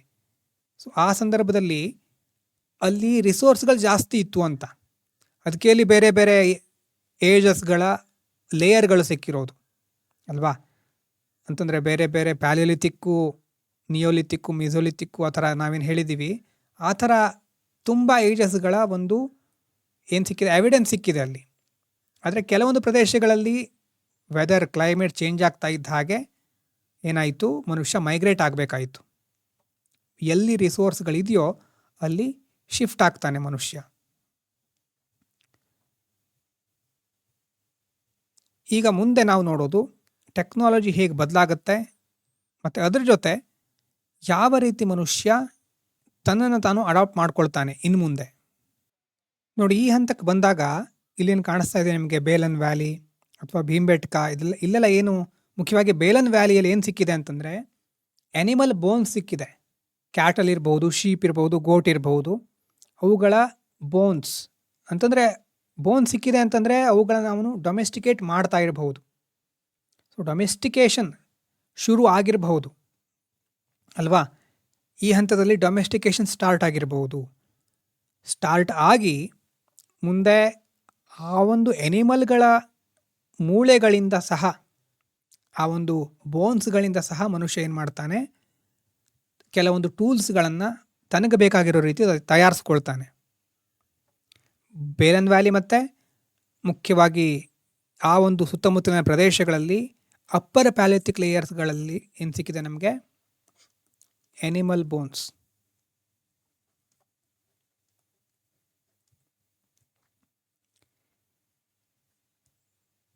ಅಂದರೆ ಈ ಎನಿಮಲ್ಸ್ಗಳು ಆವಾಗ ಹೇಗೆ ನ್ಯಾಚುರಲ್ ಡಿಸ್ಟ್ರಿಬ್ಯೂಟ್ ಆಗಿದ್ವು, ಆರ್ಕಿಯಾಲಜಿಕಲ್ ಎವಿಡೆನ್ಸ್ಗಳಲ್ಲಿ ನಮ್ಗೆ ನೋಡಿರೋ ಪ್ರಕಾರ ಎನಿಮಲ್ಸ್ ಮತ್ತು ಹ್ಯೂಮನ್ ಅವಾಗ ಒಟ್ಟಿಗೆ ಬದುಕ್ತಾ ಇರಬಹುದು ಅಂತ ಇಂಟರ್ಪ್ರೆಟ್ ಮಾಡ್ತಾರೆ. ಅಂದರೆ ಇದನ್ನು ಡೊಮೆಸ್ಟಿಕೇಷನ್, ಪ್ರಾಣಿ ಸಾಕಣೆಯ ಪ್ರೂಫ್ ಅಂತ ಹೇಳೋದಕ್ಕಿಂತ ಅರ್ಲಿ ಎವಿಡೆನ್ಸ್ ಅಂತ ಹೇಳ್ಬೋದು. ಆ ಥರ ಬಳಸಿದ್ರೆ ಒಳ್ಳೆಯದು. ಅಂದರೆ ಹ್ಯೂಮನ್ ಎನ್ವೈರ್ಮೆಂಟಿಗೆ ಎಷ್ಟು ಅಡಾಪ್ಟ್ ಆಗ್ತಾ ಇದ್ದ, ಅದ್ರ ಜೊತೆ ಎನಿಮಲ್ಸ್ ಜೊತೆ ಅವನ ರಿಲೇಷನ್ಶಿಪ್ ಹೇಗಿತ್ತು ಅನ್ನೋದು ನಮಗಿಲ್ಲಿ ಗೊತ್ತಾಗ್ತಾ ಹೋಗುತ್ತೆ. ಇನ್ನು ಮುಂದೆ ಈ ಸಂದರ್ಭದಲ್ಲಿ ಏನು ಟೂಲ್ಸ್ಗಳಲ್ಲಿ ಯಾವ ಬದಲಾವಣೆ ಆಗುತ್ತೆ ನೋಡಿ, ಬ್ಲೇಡು, ಬ್ಯೂರಿನ್ನು, ಬೋನ್ ಟೂಲ್, ಇದು ಬಹಳ ಇಂಪಾರ್ಟೆಂಟು. 3 ಟೂಲ್ಗಳು ಬಹಳ important, blade, burin, bone tool. ನಿಮ್ಮ ನೋಟ್ಸಲ್ಲಿ ಇದಿರಬೇಕು, blade, burin, bone tool. Middle palaeolithic ಟೈಮ್ನಲ್ಲಿ ಯಾವುದು ಮುಖ್ಯ, ಫ್ಲೆಕ್ಸ್. ಲೋವರಲ್ಲಿ ಕೋರ್, ಮಿಡಲಲ್ಲಿ ಫ್ಲೇಕ್ಸ್, ನೆನಪಾಗಬೇಕು. ಈಗ ನಾವಿರೋದು ಅಪ್ಪರಲ್ಲಿ ಬ್ಲೇಡ್, ಮುಖ್ಯವಾಗಿರೋದು ಬ್ಲೇಡು, ಆಮೇಲೆ ಬ್ಯೂರಿನ್, ಇಲ್ಲಿ ಮತ್ತೆ ಮುಂದಿದೆ ನೋಡಿ ಬೋನ್ ಟೂಲ್ಸ್ಗಳು. ಅಂದರೆ ಸ್ಪೆಷಲೈಸೇಷನ್ ಜಾಸ್ತಿ ಆಗ್ತಾ ಇದೆ. ಸ್ಪೆಷಲೈಸೇಷನ್ ಅಂತಂದರೆ ಇನ್ನಷ್ಟು ಸುಧಾರಿತವಾದಂತಹ ಉಪಕರಣಗಳು ಮನುಷ್ಯ ಡೆವಲಪ್ ಮಾಡ್ತಾ ಇದ್ದಾನೆ. ಬ್ಲೇಡಿಗೆ ಸಂಬಂಧಪಟ್ಟ ಹಾಗೆ ತುಂಬ ಲಾಂಗ್ ಆಗಿರುತ್ತೆ, ಶಾರ್ಪ್ ಆಗಿರುತ್ತೆ, ಮತ್ತು ಅದರ ಲೆಂತ್ ನೋಡಿ, ಇದರ ಲೆಂತು ಅದರ ವಿಡ್ತ್ಗಿಂತ ಡಬಲ್ ಅಥವಾ ಹೆಚ್ಚಿರುತ್ತೆ. ಲೆಂತ್ ಅಂದರೆ ಉದ್ದ ಹೇಗಿರುತ್ತೆ, ಅಗಲಕ್ಕಿಂತ 2 ಪಟ್ಟು ಅಥವಾ 2 ಪಟ್ಟಿಗಿಂತ ಜಾಸ್ತಿ ಇರುತ್ತೆ ಅಂತ. ಆ ರೀತಿ ನಾವು ಬ್ಲೇಡನ್ನು ಐಡೆಂಟಿಫೈ ಮಾಡಬಹುದು. ಮತ್ತು ಅದಾದಮೇಲೆ ಬ್ಯೂರಿನ್ ಹೇಗಿದೆ ನೋಡಿ, ಇಲ್ಲಿ ನ್ಯಾರೋ ಪಾಯಿಂಟೆಡ್ ಇದು ಇದೇ ರೀತಿ ನೋಡಿದ್ವಿ ನಾವು ಮೊದಲು ಅಲ್ವಾ. ಈಗ ಅದಕ್ಕೆ ಯಾಕೆ ಬಳಸಬಹುದು, ಮುಖ್ಯವಾಗಿ ವುಡ್ಡು, ಬೋನು ಮತ್ತು ಹೋಲ್ಸ್ಗಳನ್ನು ಉಪಯೋಗಿಸ್ಕೊಳ್ಳಿಕ್ಕೆ ಅಲ್ವಾ. ಹೋಲ್ಸ್ಗಳಾಗಿ ನ್ಯಾರೋ ಪಾಯಿಂಟ್ ಇದೆಯಲ್ವಾ, ಹಾಗಾಗಿ ಹೋಲ್ ಮಾಡಲಿಕ್ಕೆ ಅದನ್ನು ಬಳಸ್ಕೊಳ್ತಾ ಇದ್ರು. ಪಾಯಿಂಟೆಡ್ ಎಡ್ಜ್ ಇದೆ ಅದಕ್ಕೆ, ಹಾಗಾಗಿ ಎಡ್ಜ್ ಇರೋದ್ರಿಂದ ಈಗಿನ ಕಾಲದಲ್ಲಿ ನಾವು ಸ್ಕ್ರೂ ಡ್ರೈವರ್ ಅಂತ ಹೇಳ್ತೀವಲ್ವ, ಅದೇ ರೀತಿ ಅದು ವುಡ್ ಮತ್ತು ಬೋನ್ನಲ್ಲಿ ಹೋಲ್ಸ್ ಮಾಡಲಿಕ್ಕೆ ಅದನ್ನು ಬಳಸ್ತಾ ಇದ್ರು. ಇದಾದಮೇಲೆ ನೆಕ್ಸ್ಟು ಬೋನ್ ಟೂಲ್ಸ್ಗಳು ಅಂತಿದೆ ನೋಡಿ ಇಲ್ಲಿ, ಬೋನ್ ಟೂಲ್ಸ್. ಇದು ಯಾವುದರಿಂದ, ಆ್ಯನಿಮಲ್ ಬೋನ್ಸಿಂದ ಆಗಿರೋದು. ಕುರ್ನೂಲ್ ಅಲ್ಲಿ ಒಂದು ಪ್ರದೇಶ ಇದೆ, ಮುಚ್ಚಟ್ಲಾ ಚಿಂತಾಮಣಿ ಗವಿ ಅಂತ, ಅಲ್ಲಿ ಇಂಥದ್ದು ಬಹಳ ಸಿಕ್ಕಿದೆಯಂತೆ, ಮುಚ್ಚಟ್ಲಾ ಚಿಂತಾಮಣಿ ಗವಿ ಅಂತ.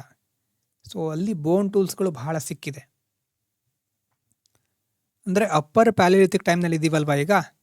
ಸೊ ಈಗ ಆ್ಯನಿಮಲ್ ಬೋನ್ಸನ್ನು ಸಹ ಒಂಥರ ಟೂಲ್ ಮೇಕಿಂಗ್ ಮಟೀರಿಯಲ್ ಥರ ಯೂಸ್ ಮಾಡ್ತಾ ಇದ್ದಾನೆ. ಆಂಧ್ರ ಪ್ರದೇಶದ ಕುರ್ನೂಲು ಅಲ್ಲೆಲ್ಲ ನಾವು ನೋಡಬಹುದು. ಮತ್ತು ಯಾವ ಶಿಫ್ಟ್ ಆಗ್ತಾ ಇದೆ ನೋಡಿ, ಸ್ಟೋನ್ ಒಂದೇ ಬಳಸ್ತಾ ಇದ್ದ, ಈಗ ಸ್ಟೋನ್ ಜೊತೆ ಬೇರೆ ಮಟೀರಿಯಲನ್ನು ಸಹ ಬಳಸ್ತಾ ಇದ್ದಾನೆ. ಮಲ್ಟಿಪಲ್ ಮಟೀರಿಯಲ್ಸ್ ನೋಡ್ತಾ ಇದ್ದಾವೆ ಇಲ್ಲಿ ಅಲ್ವಾ. ಬರೀ ಸ್ಟೋನ್ ಮಾತ್ರ ಅಲ್ಲ, ಆ್ಯನಿಮಲ್ ಬೋನ್ಸ್ ಸಹ ಆ್ಯಡ್ ಆಗ್ತಾ ಇದೆ. ಟೆಕ್ನಾಲಜಿ ಎಕ್ಸ್ಪ್ಯಾಂಡ್ ಆಗ್ತಾ ಇದೆ. ಅದೇ ರೀತಿ ಜಿಯೋಗ್ರಾಫಿಕಲಿ ಸ್ಪ್ರೆಡ್ ಆಗ್ತಾ ಇದೆ. ಬೇರೆ ಬೇರೆ ಪ್ರದೇಶದಿಂದ ಬೇರೆ ಕಡೆ ಮೈಗ್ರೇಟ್ ಆಗ್ತಾ ಇದ್ದಾನೆ. ಸೊ ಜಿಯೋಗ್ರಾಫಿಕಲಿ ಸಹ ಎಕ್ಸ್ಪ್ಯಾಂಡ್ ಆಗ್ತಾ ಇದ್ದಾನೆ. ಅದರ ಜೊತೆ ಟೆಕ್ನಾಲಜಿಯಲ್ಲೂ ಸಹ ಮಲ್ಟಿಪಲ್ ಮಟೀರಿಯಲ್ಸನ್ನು ಬಳಸ್ತಾ ಇದ್ದಾನೆ. ಇನ್ನು ಅಪ್ಪರ್ ಪ್ಯಾಲಿಯೋಲಿಥಿಕ್ ಟೈಮಿನ ಮುಖ್ಯವಾದ ಪ್ರದೇಶಗಳು ನೋಡಿ, ಇಲ್ಲಿ ಸೋನ್ ವ್ಯಾಲಿ, ಅದಾದಮೇಲೆ ಭೀಂಬೆಟ್ಕಾ ಇಲ್ಲಿ ಬರೋದು. ಆಮೇಲೆ ಇನ್ನೊಂದು ನೋಡಿ, ಕಾಶ್ಮೀರ ಆ್ಯಡ್ ಆಗುತ್ತೆ ಇಲ್ಲಿ ಅಪ್ಪರ್ ಪ್ಯಾಲಿಯೋಲಿಥಿಕ್ ಟೈಮ್ನಲ್ಲಿ. ಕಾಶ್ಮೀರ, ವಿಂಧ್ಯ ಪರ್ವತ ಶ್ರೇಣಿ ಇಲ್ಲೇ ಬರೋದು ಈ ಭಾಗದಲ್ಲಿ. ವಿಂಧ್ಯ ಪರ್ವತ ಶ್ರೇಣಿ, ವಿಂಧ್ಯಾಸ್, ಚೋಟನಾಗ್ಪುರ್ ಇಲ್ಲೂ ಬರುತ್ತೆ ಅಪ್ಪರ್ ಪ್ಯಾಲಿಯೋಲಿಥಿಕ್ ಟೈಮ್ನಲ್ಲಿ. ಆಮೇಲೆ ವೆಸ್ಟ್ ಬೆಂಗಾಲ್ ಈ ಭಾಗದಲ್ಲಿ. ಇಷ್ಟು ಪ್ರಮುಖವಾದ ಸೈಟ್ಸ್ಗಳು. ಅಂತಂದರೆ ಸೋನ್ ವ್ಯಾಲಿ ಏನಿದೆ, ಲೋವರು, ಮಿಡಲು, ಅಪ್ಪರು 3 ಫೇಸ್ನಲ್ಲೂ ಕಾಣಿಸುತ್ತೆ ನಮಗೆ. ಭೀಂಬೆಟ್ಕಾ ಸಹ ಬಹಳ ಇಂಪಾರ್ಟೆಂಟು, ಅದು ತುಂಬ ಕಡೆ ಬರ್ತಾನೆ ಇರುತ್ತೆ. ಇದ್ರ ಜೊತೆ ಇಲ್ಲಿ ಯಾವ್ದು ಆ್ಯಡ್ ಆಗಿದೆ, Kashmir, Vindhya, Chotanagpur, West Bengal region. Chotanagpur last ಟೈಮ್ನಲ್ಲಿ ಸ್ವಲ್ಪ ಆ್ಯಡ್ ಆಗಿತ್ತು. ವೆಸ್ಟ್ ಬೆಂಗಾಲ್ ಸಹ ಇಲ್ಲಿ ಬರುತ್ತೆ. ಹಾಗಾದರೆ ಸೆಂಟ್ರಲ್ ಇಂಡಿಯಾದಲ್ಲಿ ಇರುವಂತಹ ಪ್ರೀ ಹಿಸ್ಟೋರಿಕ್ ಸೈಟ್ ಯಾವುದು? ಸೆಂಟ್ರಲ್ ಇಂಡಿಯಾ ಈ ಭಾಗದಲ್ಲಿರುವಂಥ ಪ್ರೀ ಹಿಸ್ಟೋರಿಕ್ ಸೈಟ್ ಪ್ರಮುಖವಾಗಿರೋದು ಭೀಂಬೆಟ್ಕಾ. ಇದ್ರ ಜೊತೆ ಇನ್ನೊಂದು ಆಶ್ಚರ್ಯಕರವಾದ ಸಂಗತಿ ಏನು ಅಂತಂದರೆ, ಯಾವ ಪಕ್ಷಿ ಗೊತ್ತಿದೆಯಾ? ಈ ಪಕ್ಷಿಯ ಬಗ್ಗೆ ಕೇಳಿದ್ದೀರಾ? ಇದಕ್ಕೆ ಆಸ್ಟ್ರಿಚ್ ಅಂತ ಕರೀತಾರೆ, ಉಷ್ಟ್ರ ಪಕ್ಷಿ. ಆಸ್ಟ್ರಿಚ್ ಪಕ್ಷಿ ಸಾಮಾನ್ಯವಾಗಿ ಉಷ್ಟ್ರ ಪಕ್ಷಿ ಆಫ್ರಿಕಾ ಖಂಡಕ್ಕೆ ಸೇರಿದ್ದು ಅಂತ ಹೇಳ್ತಾರೆ, ಅಲ್ಲೇ ಹೆಚ್ಚಿರೋದು. ಈಗ ಮನುಷ್ಯ ಆಗಿನ ಕಾಲದಲ್ಲಿ ಅಪ್ಪರ್ ಪ್ಯಾಲಿಯೋಲಿಥಿಕ್ ಟೈಮ್ನಲ್ಲಿ ಭಾರತದಲ್ಲಿ ಸಹ ಆಸ್ಟ್ರಿಚ್ ಪಕ್ಷಿಯ ಪಳೆಯುಳಿಕೆಗಳು ಸಿಕ್ಕಿದೆ. ನೆಕ್ಸ್ಟು ಬೇಕಿದ್ರೆ ಬರ್ಕೋಬಹುದು, ಆಸ್ಟ್ರಿಚ್ ನೋಡಿ, ಆಸ್ಟ್ರಿಚ್ ಎಗ್ಸನ್ನು ಮನುಷ್ಯ ಯಾಕೆ ಯೂಸ್ ಮಾಡ್ತಾ ಇದ್ದ ಅಂತಂದರೆ, ಫುಡ್ ಆಗಿ, ಬೌಲು ಮತ್ತು ಅದ್ರ ಜೊತೆ ಬೀಡ್ಸ್ ಅಥವಾ ಆರ್ನಮೆಂಟ್ಸ್,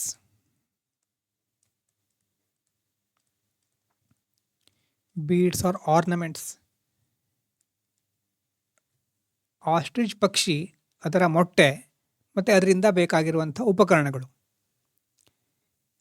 ಅಪ್ಪರ್ ಪ್ಯಾಲಿಯೋಲಿಥಿಕ್ ಟೈಮ್ನಲ್ಲಿ ಇಂಡಿಯಾದಲ್ಲಿ ಆಸ್ಟ್ರಿಚ್ ಬಗ್ಗೆ ಎವಿಡೆನ್ಸ್ ಸಿಕ್ಕಿದೆ. ಆಸ್ಟ್ರಿಚ್ ಪಕ್ಷಿಯ ಮೊಟ್ಟೆಯ ಬಗ್ಗೆ ಎವಿಡೆನ್ಸ್ ಸಿಕ್ಕಿದೆ. ಆ ಮೊಟ್ಟೆಯ ಎಗ್ ಶೆಲ್ಲನ್ನು ಕಂಟೈನರ್ ಥರ ಬಳಸ್ತಾ ಇದ್ದ, ಮತ್ತು ಅದರ ಪೀಸ್ಗಳನ್ನು ಹೋಲ್ ಮಾಡಿ ಅದರಿಂದ ಬೀಡ್ಸು ಅಂತಂದರೆ ಮಣಿಗಳಿರಬಹುದು, ಆರ್ನಮೆಂಟ್ಸ್ ಥರ ಯೂಸ್ ಮಾಡ್ತಾ ಇದ್ದ. ಅಂತಂದರೆ ಇಲ್ಲಿ ಒಂದು ಪ್ರಮುಖವಾದಂಥ ಅಂಶ ನೋಡಿ, ಯಾವಾಗ ನೀಡಿರುತ್ತೋ ಆವಾಗ ಯೂಸ್ ಮಾಡ್ತಾನೆ.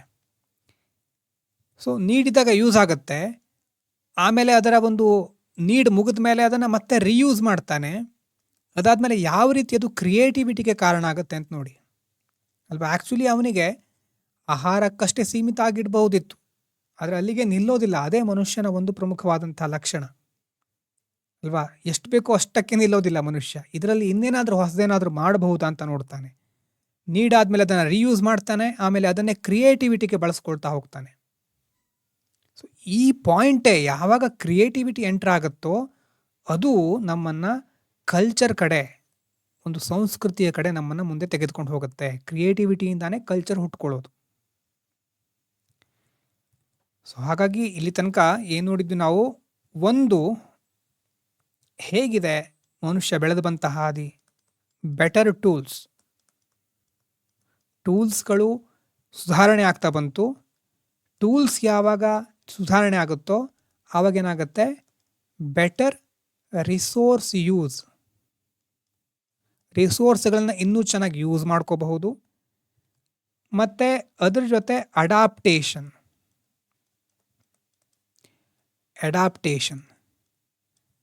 ಬಹಳ ಬೇಗ ವಾತಾವರಣಕ್ಕೆ ಹೊಂದ್ಕೊಳ್ತಾನೆ. ಅದ್ರ ಜೊತೆ ಕ್ರಿಯೇಟಿವಿಟಿ ಆ್ಯಡ್ ಆಗ್ತಾ ಇದೆ. ಇನ್ನು ಈ ಕ್ರಿಯೇಟಿವಿಟಿಯಿಂದ ಹುಟ್ಕೊಳ್ಳೋದು ಅರ್ಲಿ ಕಲ್ಚರಲ್ ಎಕ್ಸ್ಪ್ರೆಷನ್.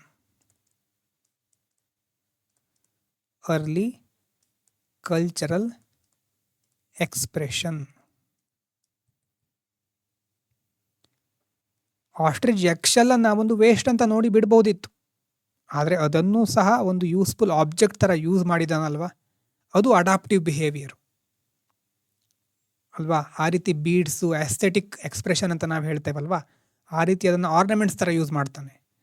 ಸೊ ಹಾಗಾಗಿ ಸ್ಟೋನ್ ಏಜು ಅಂತಂದರೆ ಬರೀ ಕಲ್ಲು, ಅಥವಾ ಈ ಪ್ಯಾಲಿಲಿಥಿಕ್ ಅಂತಂದರೆ ಬರೀ ಸ್ಟೋನು ಅಂತ ಮಾತ್ರ ನಾವು ನೆಗ್ಲೆಕ್ಟ್ ಮಾಡಬಾರ್ದು. ಹ್ಯೂಮನ್ ಅಡಾಪ್ಟೇಷನ್ ಮತ್ತು ಗ್ರ್ಯಾಜುವಲ್ ಬಿಹೇವಿಯರ್ ಹೇಗೆ ಚೇಂಜ್ ಆಗ್ತಾ ಇದೆ ಅದನ್ನು ನಾವಿಲ್ಲಿ ತಿಳ್ಕೊಳ್ತೇವೆ. ಸೊ ಓವರಾಲ್ ಆಗಿ ನಾವು ಏನು ನೋಡಿದ್ವಿ ಅಂತಂದರೆ, ಇಲ್ಲಿ ತನಕ ಒಂದು ಸಾರಿ ಹೇಳ್ತಾನೆ, ಯಾಕಂದರೆ ಬರ್ಕೊಳ್ಳೋದು ಮತ್ತು ಕೇಳೋದ್ರಿಂದಾಗಿ ಕೆಲವರಿಗೆ ಮಿಡ್ಲಲ್ಲಿ ಕನ್ಫ್ಯೂಷನ್ ಆಗಬಹುದು. ಈ ಸಂದರ್ಭದಲ್ಲಿ ಪ್ರಮುಖವಾದ ಬದಲಾವಣೆ ಏನು, ಫೈರ್ ಅಂತಂದರೆ ಫೈರ್ ಯಾಕೆ ಯೂಸ್ ಆಗುತ್ತೆ, ಫೈರಿಂದ ಪ್ರೊಟೆಕ್ಷನ್ನು, ವಾರಂತು ಮತ್ತು ಫುಡ್ ಮೂರಕ್ಕೂ ಫೈರ್ ಹೆಲ್ಪ್ ಮಾಡುತ್ತೆ ಬೆಂಕಿಯಿಂದ. ಅದರ ಜೊತೆ ನೆಕ್ಸ್ಟು ಹೇಗೆ ಆಗಿನ ಕಾಲದ ವಾತಾವರಣ ಬದಲಾವಣೆ ಆಗುತ್ತೋ ಅದೇ ರೀತಿ ಮನುಷ್ಯ ಮೈಗ್ರೇಟ್ ಆಗ್ತಾನೆ. ಇಲ್ಲಿ ನೋಡಿದಂಥ ಪ್ರಮುಖವಾದ ಅಂಶ, ಈ ಹೈಯರ್ ಆಲ್ಟಿಟ್ಯೂಡ್ಸಲ್ಲಿ ಧ್ರುವ ಪ್ರದೇಶಗಳಲ್ಲಿ ತುಂಬ ಚಳಿ ಇತ್ತು, ಡ್ರೈ ಕ್ಲೈಮೇಟ್ ಇರ್ತಾ ಇತ್ತು. ಆದರೆ ಭಾರತ ಉಷ್ಣವಲಯದಲ್ಲಿತ್ತು ಅಲ್ವಾ, ಈಗಲೂ ಇದೆ. ಅಂತಂದರೆ ಉಷ್ಣವಲಯದಲ್ಲಿ ಇರೋದ್ರಿಂದ ಇಲ್ಲಿ ಮಳೆ ಜಾಸ್ತಿ ಆಗುತ್ತೆ, ಮಳೆಯಿಂದ ನದಿಗಳು ತುಂಬಿ ಹರಿಯುತ್ತೆ. ಯಾವಾಗ ನದಿಗಳು ತುಂಬಿ ಹರಿಯುತ್ತೋ ನದಿಯ ಸುತ್ತಮುತ್ತ ಸಸ್ಯವರ್ಗಗಳು, ಪ್ರಾಣಿಗಳು ಜಾಸ್ತಿ ಆಗ್ತಾ ಹೋಗುತ್ತೆ. ಆ ಪ್ರದೇಶದಲ್ಲಿ ಮನುಷ್ಯ ವಾಸ ಮಾಡಿದಾಗ ಅವನಿಗೆ ಫುಡ್ಡು, ಹಂಟಿಂಗು, ಗ್ಯಾದರಿಂಗು ಎಲ್ಲದಕ್ಕೂ ಅವಕಾಶ ಸಿಗುತ್ತೆ. ಫೈರ್ ಇರೋದ್ರಿಂದ ಪ್ರೊಟೆಕ್ಷನು ಸಿಗ್ತಾ ಇದೆ ಅಲ್ವಾ. ಫೈರನ್ನು ಹೇಗೆ ಯೂಸ್ ಮಾಡಿಕೊಂಡ ಅನ್ನೋದನ್ನು ನೋಡಿದ್ವಿ. ಅದಾದಮೇಲೆ ಟೆಕ್ನಾಲಜಿಲಿ ಯಾವ ಬದಲಾವಣೆ ಆಯಿತು, ಕೋರ್ ಇತ್ತು ಮೊದಲು, ಆ ಕೋರಿಂದ ನಾವು ಫ್ಲೇಕ್ ಕಡೆ ಬಂದಿದ್ದೀವಿ. ಫ್ಲೇಕನ್ನು ಯಾವ ರೀತಿ ಯೂಸ್ ಮಾಡ್ತಾ ಇದ್ದೇವೆ, ಸ್ಕ್ರ್ಯಾಪರ್ ಮತ್ತು ಬೋರರ್ ಥರ ಯೂಸ್ ಮಾಡಿದ್ದೇವೆ. ಇದು ಯಾವುದು, ಮಿಡಲ್ ಪ್ಯಾಲಿಯೋಲಿಥಿಕ್ ಟೈಮು. ಸೊ ಲೋವರಲ್ಲಿ ಕೋರ್ ಮಾತ್ರ ಯೂಸ್ ಮಾಡ್ತಾ ಇದ್ವಿ, ಮಿಡಲಲ್ಲಿ ಫ್ಲೇಕ್ಸ್ಗಳನ್ನು ಯೂಸ್ ಮಾಡ್ತೇವೆ, ಫ್ಲೇಕ್ಸ್. ಇದು ಮುಂದಿನ ಬರೋದು ಅಪ್ಪರ್ ಅಲ್ವಾ. ಮಿಡಲಲ್ಲಿ ಪ್ರಮುಖವಾದ ಸ್ಥಳಗಳು Son valley, Didwana, Tungabhadra river valley, Narmada river valley, Visakhapatnam coast, Chotanagpur, Belan, Bhimbetka. ಇದಾದಮೇಲೆ ಬರೋದು ಮನುಷ್ಯನಲ್ಲಿ ಆಗುವಂಥ ಇವಲ್ಯೂಷನ್ನರಿ ಚೇಂಜು. ಹೋಮೋ ಎರೆಕ್ಟಸ್ ಇಂದ ಹೋಮೋ ಸೇಪಿಯನ್ಸ್ ಆಗ್ತಾನೆ. ಹೋಮೋ ಸೇಪಿಯನ್ಸ್ ಆದ ತಕ್ಷಣ ಅಂತಂದರೆ ಆ ಹಂತವನ್ನು ನಾವೇನಂತ ಕರಿತೇವೆ, ಮಿಡಲಿಂದ ನಾವು ಎಲ್ಲಿ ಬಂದಿದ್ದೇವೆ ಅಂತ, ಅಪ್ಪರಿಗೆ. ಲೋವರಿಂದ ಮಿಡಲ್ಲು, ಮಿಡಲಿಂದ ಅಪ್ಪರ್. ಹೋಮೋ ಸೇಪಿಯನ್ಸ್ ಆಗ್ತಾ ಇದ್ದಾನೆ ಹೋಮೋ ಎರೆಕ್ಟಸ್ಸಿಂದ. ಮತ್ತು ಇನ್ನೊಂದು ಪ್ರಮುಖವಾದ ಬದಲಾವಣೆ ಆವಾಗಿರೋದು ಥಾರ್ ಅಂಥ ಡೆಸರ್ಟ್ ರೀಜನ್ನಲ್ಲಿ ಡ್ರೈ ಕ್ಲೈಮೇಟ್ ಜಾಸ್ತಿ ಆಗಿ, ಆವಾಗ ಮೊದಲು ಅಲ್ಲಿ ವಾಸಿಸ್ತಾ ಇದ್ದ, ಆದರೆ ವಾತಾವರಣ ಬದಲಾವಣೆಯಾಗಿ ಬೇರೆ ಕಡೆ ಮೈಗ್ರೇಟ್ ಆಗ್ತಾನೆ. ಮತ್ತು ಈಗಲೂ ಸಹ ಬೇಲನ್ ರಿವರು, ಭೀಂಬೆಟ್ಕ, ಈ ಸಂದರ್ಭದಲ್ಲಿ ನಮಗೆ ಎನಿಮಲ್ಸ್ ಬೋನ್ಗಳು ಸಿಕ್ಕಿದೆ ಅಲ್ವಾ. ಅಂತಂದರೆ ಡೊಮೆಸ್ಟಿಕೇಷನ್ ಇನ್ನೂ ಸ್ಟಾರ್ಟ್ ಆಗಿರಬಹುದು, ಆ ಒಂದು ಸೂಚನೆ ಇದು. ಇದಾದಮೇಲೆ ಇದು ಅಪ್ಪರ್ ಪ್ಯಾಲಿಯೋಲಿಥಿಕ್ ಟೈಮ್ನಲ್ಲಿ ಇನ್ನಷ್ಟು ಸಫಿಸ್ಟಿಕೇಷನ್ನು, ಇನ್ನಷ್ಟು ಸ್ಪೆಷಲೈಸೇಷನ್ ಬರುತ್ತೆ ಟೂಲ್ಸಲ್ಲಿ. ಬ್ಲೇಡು, ಬ್ಯೂರಿನ್ನು, ಬೋನ್ ಟೂಲ್ಸ್ಗಳನ್ನು ಆ್ಯಡ್ ಮಾಡ್ತಾನೆ. ಬರೀ ಸ್ಟೋನ್ ಮಾತ್ರ ಅಲ್ಲ, ಉಳಿದಿರೋ ಮಟೀರಿಯಲ್ಸ್ಗಳನ್ನು ಆ್ಯಡ್ ಮಾಡ್ತಾ ಇದ್ದಾನೆ. ಯಾವ್ಯಾವ ಸ್ಥಳಗಳು ಅಂತ ನೋಡಿದ್ದೇವೆ. ಭೀಂಬೆಟ್ಕಾ, ಸೋನ್ ವ್ಯಾಲಿ, ಕಾಶ್ಮೀರ ಆ್ಯಡ್ ಆಗ್ತಾ ಇದೆ, ಛೋಟಾನಾಗ್ಪುರ್, ವೆಸ್ಟ್ ಬೆಂಗಾಲ್ ಆ್ಯಡ್ ಆಗ್ತಾ ಇದೆ ಅಪ್ಪರ್ ಪ್ಯಾಲಿಯೋಲಿಥಿಕ್ ಟೈಮ್ನಲ್ಲಿ. ಇನ್ನು ಆಸ್ಟ್ರಿಚ್ ಎಕ್ಸ್ ಶೆಲ್, ಅದರಿಂದ ಹೇಗೆ ಅದನ್ನು ಆರ್ನಮೆಂಟ್ಸ್ ಥರ ಯೂಸ್ ಮಾಡ್ತಾ ಇದ್ದ ಅದನ್ನು ಸಹ ನೋಡಿದ್ದೇವೆ ಅಲ್ವಾ. ಕ್ಲೈಮೇಟ್ ಚೇಂಜ್ ಆಯಿತು, ಆಸ್ಟ್ರಿಚ್ ಎಕ್ಸನ್ನು ಫುಡ್ಡು, ಬೌಲು ಮತ್ತು ಬೀಡ್ಸ್ ಥರ ಯೂಸ್ ಮಾಡ್ತಾ ಇದ್ದ. ಟೂಲ್ಸ್ ಇಂಪ್ರೂವ್ ಆಗ್ತಾ ಇದ್ದ ಹಾಗೆ ರಿಸೋರ್ಸನ್ನು ಚೆನ್ನಾಗಿ ಯುಟಿಲೈಸ್ ಮಾಡಲಿಕ್ಕಾಯಿತು, ಅಡಾಪ್ಟ್ ಆಗ್ತಾನೆ, ಕ್ರಿಯೇಟಿವಿಟಿ ಹೆಚ್ಚಾಗುತ್ತೆ, ಕಲ್ಚರಲ್ ಎಕ್ಸ್ಪ್ರೆಷನ್ ಅದಕ್ಕೊಂದು ರೂಪ ಸಿಗುತ್ತೆ. ಸೊ ಇಷ್ಟು ಕೇಳಿದ್ರಲ್ವಾ. ಈಗ ಕೆಲವೊಂದು ಪ್ರಶ್ನೆ ಇಷ್ಟೊತ್ತು ಏನು ಕೇಳಿದ್ರಿ ಒಂದು ಸಾರಿ ಥಿಂಕ್ ಮಾಡಿ, ಯಾಕಂದರೆ ನಿಮ್ಮ ಥಿಂಕಿಂಗ್ ಕೆಪಾಸಿಟಿ ಇಂಪ್ರೂವ್ ಆಗಬೇಕು. ಹಾಗಾಗಿನೇ ನಾನು ಮೊದಲಿನ ಥರ ಬರೀ ಮಾತಾಡಿಕೊಂಡು ನೋಟ್ಸ್ ತೋರಿಸಿ ಹೋಗ್ಬೋದಿತ್ತು, ಆದರೆ ನಿಮ್ಮ ಥಿಂಕಿಂಗ್ ಕೆಪಾಸಿಟಿ ಇಲ್ಲದೆ ಮೇನ್ಸ್ ಕ್ಲಿಯರ್ ಆಗೋದಿಲ್ಲ. ಸೊ ಪ್ರೆಡಿಕ್ಟ್ ಮಾಡಬಹುದು ನೀವು. ನಾನು ಪ್ರಶ್ನೆ ಕೇಳ್ತೇನೆ, ಪ್ರಿಮಿಟಿವ್ ಹ್ಯೂಮನ್ ಬೀಯಿಂಗಿಗೆ ಫೈರ್ ಸಿಕ್ಕಿದೆ, ಯಾವ 3 ಪ್ರಾಬ್ಲಮ್ ಸಾಲ್ವ್ ಆಗುತ್ತೆ? ಇಷ್ಟೊತ್ತು ಹೇಳಿದ್ದೆ, ಫೈರ್ ಇರೋದ್ರಿಂದ ಯಾವ ಪ್ರಾಬ್ಲಮ್ ಸಾಲ್ವ್ ಆಗುತ್ತೆ. ನೀವು ಅಲ್ಲಿಂದ ಉತ್ತರ ಕೊಡಬೇಕು. ಅಂತಂದರೆ ಕೇಳೋದು ಮಾತ್ರ ಅಲ್ಲ, ಕಮೆಂಟ್ ಮಾಡೋ ಅವಶ್ಯಕತೆ ಇಲ್ಲ, ಆದರೆ ನಾನು ಕೇಳಿದಾಗ ಅದಕ್ಕೆ ಉತ್ತರ ಕೊಡಬೇಕು. ಫೈರಿಂದ 3 ಪ್ರಾಬ್ಲಮ್ಗಳು ಸಾಲ್ವ್ ಆಯಿತು, ಅಥವಾ 3 ಅಡ್ವಾಂಟೇಜ್ ಸಿಕ್ತು ನಮಗೆ. ಪ್ರೊಟೆಕ್ಷನ್ನು ಒಂದನೇದು, ಎರಡನೇದು ವಾಮ್ತ್ ಅಲ್ವಾ, ಚಳಿಗಾಲದಲ್ಲಿ ಬೆಚ್ಚಗಿನ ಒಂದು ಅಡ್ವಾಂಟೇಜ್ ಸಿಕ್ತು ಫೈರಿಂದ. ಆಮೇಲೆ ಫುಡ್ಡು. ಮತ್ತು ಅದಾದಮೇಲೆ ಲಾರ್ಜ್ ಸ್ಟೋನ್ ಟೂಲಿಂದ ಹೊರಗೆ ಬರೋದೇನು, ಒಂದಕ್ಕೊಂದು ಬಡ್ದಾಗ ಅಥವಾ ಒಂದಕ್ಕೊಂದು ಘರ್ಷಣೆ ಆದಾಗ ಉಳ್ಕೊಳ್ಳೋದೇನು, ಮತ್ತು ಅದರಿಂದ ಚೂರು ಆಗೋದೇನು, ಅದಕ್ಕೇನಂತ ಕರೀತಾರೆ? ಮೇನ್ ಉಳಿಯೋದು ಕೋರು, ಆ ಚಕ್ಕೆ ಅಂತ ಹೇಳ್ತೀವಲ್ವ, ಅದಕ್ಕೆ ಫ್ಲೇಕ್ಸ್ ಅಂತ ಕರೀತೇವೆ. ಸೊ ಮಿಡಲ್ ಪ್ಯಾಲಿಯೋಲಿಥಿಕ್ ಟೈಮ್ನಲ್ಲಿ ಯಾವ್ದು ಹೆಚ್ಚು ಯೂಸ್ ಮಾಡಿದ್ದಾನೆ? ಫ್ಲೇಕ್ಸ್ ಕಲ್ಚರ್ ಅಂತ ಸಹ ಹೇಳ್ಬೋದು ಅದಕ್ಕೆ, ಮಿಡಲ್ ಪ್ಯಾಲಿಯೋಲಿಥಿಕ್ ಟೈಮಿಗೆ. ಸೊ ಆ ಫ್ಲೇಕ್ಸ್ಗಳಿಂದ ಸ್ಪೆಷಲೈಸ್ಡ್ ಟೂಲ್ಸನ್ನು ಡೆವಲಪ್ ಮಾಡಿದ್ದಾನೆ. ಇನ್ನೊಂದು ಪ್ರಶ್ನೆ, ವಾಟರ್ ಮತ್ತು ಫುಡ್ ಅವೈಲಬಿಲಿಟಿ ಕಡಿಮೆ ಆದರೆ ಏನು ಮಾಡ್ತಾನೆ ಮನುಷ್ಯ? ವಲಸೆ ಹೋಗ್ತಾನೆ, ಮೈಗ್ರೇಟ್ ಆಗ್ತಾನೆ ಅಲ್ವಾ. ಆ್ಯನಿಮಲ್ ಎಗ್ ಶೆಲ್ ಖಾಲಿ ಆದಮೇಲೆ ಅದನ್ನು ಏನು ಮಾಡ್ತಿದ್ದ? ಕಂಟೈನರ್ ಥರ, ಒಂದು ಬೌಲ್ ಥರ ಯೂಸ್ ಮಾಡ್ತಾ ಇದ್ದ, ಅಥವಾ ಒಂದು ಆರ್ನಮೆಂಟ್ ಥರ ಯೂಸ್ ಮಾಡ್ತಾ ಇದ್ದ. ಮತ್ತು ಕೆಲವರಿಗೆ ಕನ್ಫ್ಯೂಷನ್ ಇರಬಹುದು, ಮಿಡಲ್ ಪ್ಯಾಲಿಯೋಲಿಥಿಕ್ ಟೈಮ್ ಬಂದ ತಕ್ಷಣ ಹಳೆ ಟೂಲ್ಸ್ ಎಲ್ಲ ಡಿಸಪಿಯರ್ ಆಗಿಬಿಡ್ತು ಅಂತ. ಹಾಗಲ್ಲ, ಹಳೇದು ಹ್ಯಾಂಡ್ ಆ್ಯಕ್ಸು, ಕ್ಲೆವರ್ಸು ಅಂತ ನಾವು ಹಿಂದೆ ನೋಡಿದ್ದೇವೆ, ಕಂಪ್ಲೀಟ್ಲಿ ಡಿಸಪಿಯರ್ ಆಗಿಲ್ಲ, ಯೂಸೇಜ್ ಕಡಿಮೆ ಆಯಿತು. ಆ ಫ್ಲೇಕ್ ಟೂಲ್ಸ್ ಅಂತ ಏನೇ ಎಕ್ಸ್ಟ್ರಾ ಆ್ಯಡ್ ಆಗಿದೆ ಅವುಗಳು ಪ್ರಾಮಿನೆಂಟ್ ಆಯಿತು ಅಂತ ಹೇಳ್ತಾರೆ. ಮತ್ತು ಫ್ಲೇಕ್ ಅಂತಂದರೆ ವೇಸ್ಟ್ ಪೀಸು ಅಂತ ಅಲ್ಲ, ಅದನ್ನು ಯೂಸ್ಫುಲ್ಲಾಗಿ ಮಾಡೋದು ಮನುಷ್ಯನ ಒಂದು ಬುದ್ಧಿಮತ್ತೆ ಅಲ್ವಾ, ಅದು ಟರ್ನಿಂಗ್ ಪಾಯಿಂಟ್. ಅದು ಇದ್ರ ಜೊತೆ ಕ್ಲೈಮೇಟ್ ಎಲ್ಲ ಕಡೆಯೂ ಸೇಮ್ ಇತ್ತು ಅಂತ ಹೇಳಿದ್ರು ತಪ್ಪೋದು ಅಲ್ವಾ. Climate everywhere was identical during the eyes age ಅಂತ ಏನಾದರೂ ಕ್ವಶನ್ ಬಂದರೆ, ಇಲ್ಲ ಹಾಗಿರಲಿಲ್ಲ. ಹೈಯರ್ ಆಲ್ಟಿಟ್ಯೂಡಲ್ಲಿ ಕೋಲ್ಡ್ ಮತ್ತು ಡ್ರೈ ಇತ್ತು, ಟ್ರಾಪಿಕಲ್ ಇಂಡಿಯಾದಲ್ಲಿ ರೇನ್ಫಾಲ್ ಆಗ್ತಾ ಇತ್ತು. ಆ ಡಿಸ್ಟಿಂಕ್ಷನ್ ಇದೆ. ಮತ್ತು ಅಪ್ಪರ್ ಪ್ಯಾಲಿಯೋಲಿಥಿಕ್ ಅಂತಂದರೆ ಸ್ಟೋನ್ ಟೂಲ್ಸ್ಗಳು ಮಾತ್ರ ಬೆಟರ್ ಆಗ್ತಾ ಇದೆ ಅಂತಲ್ಲ, ಹೋಮೋಸೇಪಿಯನ್ಸ್ಗಳು ಶಿಫ್ಟ್ ಆಗ್ತಾನೆ, ಕ್ಲೈಮೇಟ್ ಚೇಂಜ್ ಆಗುತ್ತೆ, ಮೈಗ್ರೇಷನ್ ಆಗುತ್ತೆ, ಬೋನ್ ಟೂಲ್ಸ್ಗಳು ಆ್ಯಡ್ ಆಗುತ್ತೆ, ಆಸ್ಟ್ರಿಚ್ ಬಗ್ಗೆ ಎವಿಡೆನ್ಸ್ ಸಿಗುತ್ತೆ ಅಲ್ವಾ. ಇದೆಲ್ಲ ಇದೆ ಅಪ್ಪರ್ ಪ್ಯಾಲಿಯೋಲಿಥಿಕ್ ಟೈಮ್ನಲ್ಲಿ. ಸೊ ಮಿಡಲ್ ಅಂತಂದರೆ ಫ್ಲೇಕ್ ಕಲ್ಚರು, ಸ್ಕ್ರ್ಯಾಪರು, ಬೋರರು. ಅಪ್ಪರ್ ಅಂತಂದರೆ ಬ್ಲೇಡ್ ಟೆಕ್ನಾಲಜಿ, ಬ್ಲೇಡ್ ಉದ್ದ ಇರ್ತಾ ಇದೆ, ಅಗಲಕ್ಕಿಂತ ಉದ್ದ 2 ಅಥವಾ 2ಕ್ಕಿಂತ ಹೆಚ್ಚು ಪಟ್ಟು ಜಾಸ್ತಿ ಇದೆ. ಆಸ್ಟ್ರಿಚ್ ಎಗ್ ಶೆಲ್ಲು, ಇದೆಲ್ಲ ಬಹಳ ಇಂಪಾರ್ಟೆಂಟು. ಮತ್ತು ಮೇನ್ಸಲ್ಲಿ ಕೆಲವೊಂದು ಸಾರಿ ಪ್ರಶ್ನೆ ಬರುತ್ತೆ, ಹೇಗೆ ಎನ್ವೈರ್ಮೆಂಟ್ ಚೇಂಜ್ ಆಗೋದು ಮನುಷ್ಯನ ಅಡಾಪ್ಟೇಷನ್ಗೆ ಕಾರಣ ಆಯಿತು ಅಂತ. ಆಮೇಲೆ ನೋಟ್ಸ್ ನೋಡಿದರೆ ನಿಮ್ಗೆ ಈಸಿಯಾಗಿ ಆನ್ಸರ್ ಮಾಡಬಹುದು. How did environmental change influence human adaptation during the Palaeolithic ಅಂತ ಕೇಳಿದ್ರೆ ಏನು? ಮತ್ತೆ ಅದೇ ಸೈಕಲ್ಲು ಅಥವಾ ಒಂದು ಚೈನು. ಕ್ಲೈಮೇಟಿಂದ ಏನು ಬದಲಾವಣೆ ಆಗುತ್ತೆ? ರಿಸೋರ್ಸ್ಗಳು ಬದಲಾವಣೆ ಆಗುತ್ತೆ. ರಿಸೋರ್ಸಲ್ಲಿ ಅಥವಾ ರಿಸೋರ್ಸ್ ಅವೈಲಬಿಲಿಟಿಯಲ್ಲಿ ಬದಲಾವಣೆ ಆದಾಗ ಮನುಷ್ಯ ಏನು ಮಾಡ್ತಾನೆ? ಮೈಗ್ರೇಷನ್ಗೆ ಕಾರಣ ಆಗುತ್ತೆ. ಸೊ ಮೈಗ್ರೇಷನ್ ಆದ ತಕ್ಷಣ ಅವನು ಯೂಸ್ ಮಾಡುವ ಟೆಕ್ನಾಲಜಿ ಬದಲಾವಣೆ ಆಗುತ್ತೆ, ಟೆಕ್ನಾಲಜಿಲಿ ಚೇಂಜಸ್ ಆಗುತ್ತೆ, ಟೆಕ್ನಾಲಜಿ ಜೊತೆ ಇನ್ನಷ್ಟು ಅವನು ಅಡಾಪ್ಟ್ ಆಗ್ತಾ ಹೋಗ್ತಾನೆ.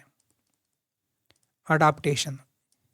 ಈ ಒಂದು ಚೈನು ನಿಮ್ಗೆ ನೆನಪಿದ್ರೆ ಮೇನ್ಸ್ನಲ್ಲಿ ಏನಾದರೂ ಪ್ರಶ್ನೆ ಬಂದರೆ ಎನ್ವೈರ್ಮೆಂಟು ಮತ್ತು ಅಡಾಪ್ಟೇಷನ್ ಹೇಗೆ ಲಿಂಕ್ ಆಗಿದೆ ಆ ಚೈನನ್ನು ಬಳಸ್ಕೋಬಹುದು. ಮೇನ್ಸ್ನಲ್ಲಿ ಈ ಹಿಸ್ಟ್ರಿಗೆ ಸಂಬಂಧಪಟ್ಟ ಹಾಗೆ, ಅದರಲ್ಲೂ ಸ್ಟೋನೇಜ್ಗೆ ಸಂಬಂಧಪಟ್ಟ ಹಾಗೆ ಫ್ಯಾಕ್ಟ್ಸ್ಗಳನ್ನು ಲೀಸ್ಟ್ ಮಾಡಿದರೆ ಅಂತಂದರೆ ಒಂದು ಮ್ಯಾಪ್ ಬಿಡಿಸ್ಬಹುದು. ಆ ಒಂದು ಸಂದರ್ಭದಲ್ಲಿ ಲೋವರ್ ಪ್ಯಾಲಿಥಿಕ್ ಸೈಟು, ಅಪ್ಪರ್ ಪ್ಯಾಲಿಥಿಕ್ ಸೈಟ್ ಅಂತ ನೀವು ಮ್ಯಾಪ್ನಲ್ಲಿ ಬಿಡಿಸಿ ತೋರಿಸ್ಬಹುದು. ಅದಕ್ಕಿಂತ ಹೆಚ್ಚು ಕಾನ್ಸೆಪ್ಚುವಲ್ ಆಗಿ ಈ ರೀತಿ ಬದಲಾವಣೆ ಆಯಿತು ಅಂತ ಹೇಳಿದರೆ ಅದಕ್ಕೆ ಜಾಸ್ತಿ ವ್ಯಾಲ್ಯೂ ಇರುತ್ತೆ. ಈಗ ಮಿಡಲ್ ಪ್ಯಾಲಿಥಿಕ್ ಟೈಮಿನ ಟೈಮ್ ಲೈನು ಅಥವಾ ಕಾಲಾವಧಿ ಯಾವುದು? ಮಿಡಲ್ ಪ್ಯಾಲಿಥಿಕ್ ಮಿಡಲ್ಲಿಗೆ ಸಂಬಂಧಪಟ್ಟಾಗ ಯಾವುದು? 1,00,000ದಿಂದ ಇಲ್ಲಿ ತನಕ 40,000. ನೆನಪಾಗ್ತಾ ಇದೆ ಅಲ್ವಾ? ಫ್ಲೇಕ್ ಕಲ್ಚರ್ ಅಂತ ಯಾಕೆ ಕರೀತಾರೆ?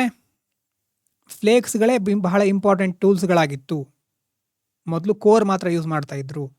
ಲೋವರು, ಅಪ್ಪರು ಮತ್ತು ಮಿಡಲ್ನಲ್ಲಿ ಟೆಕ್ನಾಲಜಿ ಹೇಗೆ ಪ್ರೋಗ್ರೆಸ್ ಆಯಿತು? ಲೋವರಲ್ಲಿ ಕೋರ್ ಇತ್ತು, ಮಿಡಲಲ್ಲಿ ಫ್ಲೇಕ್ ಇತ್ತು, ಅಪ್ಪರ್ನಲ್ಲಿ ಬ್ಲೇಡ್ ಬರುತ್ತೆ. ಎಸ್, ಇಷ್ಟು ಗೊತ್ತಾಗಿರ್ಬಹುದು. ಒಂದು ಚೈನ್ ಬೇಕಾದರೆ ಇನ್ನೊಂದು ಚೈನು ಅಂತಂದರೆ ಯಾಕೆ ಇದನ್ನು ಹೇಳ್ತಾ ಇದ್ದೀನಿ, ಇದನ್ನು ನೀವು ಬರ್ಕೊಳ್ಳಿ. ಈ ಥರ ಶಾರ್ಟಾಗಿ ಗೊತ್ತಿದ್ರೆ ಮುಂದೆ ಹೆಲ್ಪ್ ಆಗಬಹುದು. ಎನ್ವೈರ್ಮೆಂಟ್ ಚೇಂಜು ಅಡಾಪ್ಟೇಷನ್ನು ಮೇಲ್ಗಡೆ ಬರೆದಿದ್ದೇನೆ ಅಲ್ವಾ? ಸ್ಟಾರ್ಟಿಂಗಲ್ಲಿ ಬರೆದಿರೋದೇ ಅದು. ಎಸ್, ಸ್ಟಾರ್ಟಿಂಗಲ್ಲಿ ಅಲ್ಲಿಂದ ಸ್ಟಾರ್ಟ್ ಮಾಡಿರೋದು. ಎನ್ವೈರ್ಮೆಂಟ್ ಚೇಂಜ್ ಆಗ್ತಾ ಇದ್ದ ಹಾಗೆ ಅಡಾಪ್ಟೇಷನ್ ಆಗುತ್ತೆ, ಟೆಕ್ನಾಲಜಿ, ಕಲ್ಚರಲ್ ಡೆವಲಪ್ಮೆಂಟ್ ಆ್ಯಡ್ ಆಗುತ್ತೆ. ಅಂದರೆ ಒಟ್ಟಾರೆ ಒಂದೇ ದಿನದಲ್ಲಿ ಆಗಿದ್ದಲ್ಲ. ಅಡಾಪ್ಟ್ ಆಗ್ತಾ ಬಂದ ಮನುಷ್ಯ ರಿಸೋರ್ಸ್ಗಳನ್ನ ಬೆಟರಾಗಿ ಯೂಸ್ ಮಾಡ್ತಾ ಇದ್ದಾನೆ, ಬಿಹೇವಿಯರ್ ಚೇಂಜ್ ಆಗುತ್ತೆ, ಕಲ್ಚರ್ ಆ್ಯಡ್ ಆಗುತ್ತೆ. ಅಡಾಪ್ಟೇಷನ್ ಮತ್ತು ಕ್ರಿಯೇಟಿವಿಟಿ ಬಹಳ ಇಂಪಾರ್ಟೆಂಟ್. ಸೊ ಇದಾದಮೇಲೆ ನೀವು ಒಂದು ಸಾರಿ ನೋಟ್ಸ್ ಓದಿ. ನೋಟ್ಸು ಆಲ್ರೆಡಿ ಲಿಂಕ್ ಡಿಸ್ಕ್ರಿಪ್ಷನಲ್ಲಿ ಇದೆ. ಅಂತಂದರೆ ಗೂಗಲ್ ಡ್ರೈವ್ ಲಿಂಕ್ ಇದೆ, ಅಲ್ಲಿ Kannada, English, Kannada plus English separate notes ಸಿಗುತ್ತೆ. ಯಾವ್ದು ಬೇಕೋ ಅದನ್ನು ಓದಿ. ಬಹಳ ಈಸಿ ಇದೆ, ಒಂದೊಂದಾಗಿ ಲಿಂಕ್ ಆಗ್ತಾ ಹೋಗುತ್ತೆ. ಓಕೆನಾ? ಇಲ್ಲಿ ತನಕ ನೋಡಿದರೆ H10 ಡನ್ ಅಂತ ಕಮೆಂಟ್ ಮಾಡಿ. Thank you so much.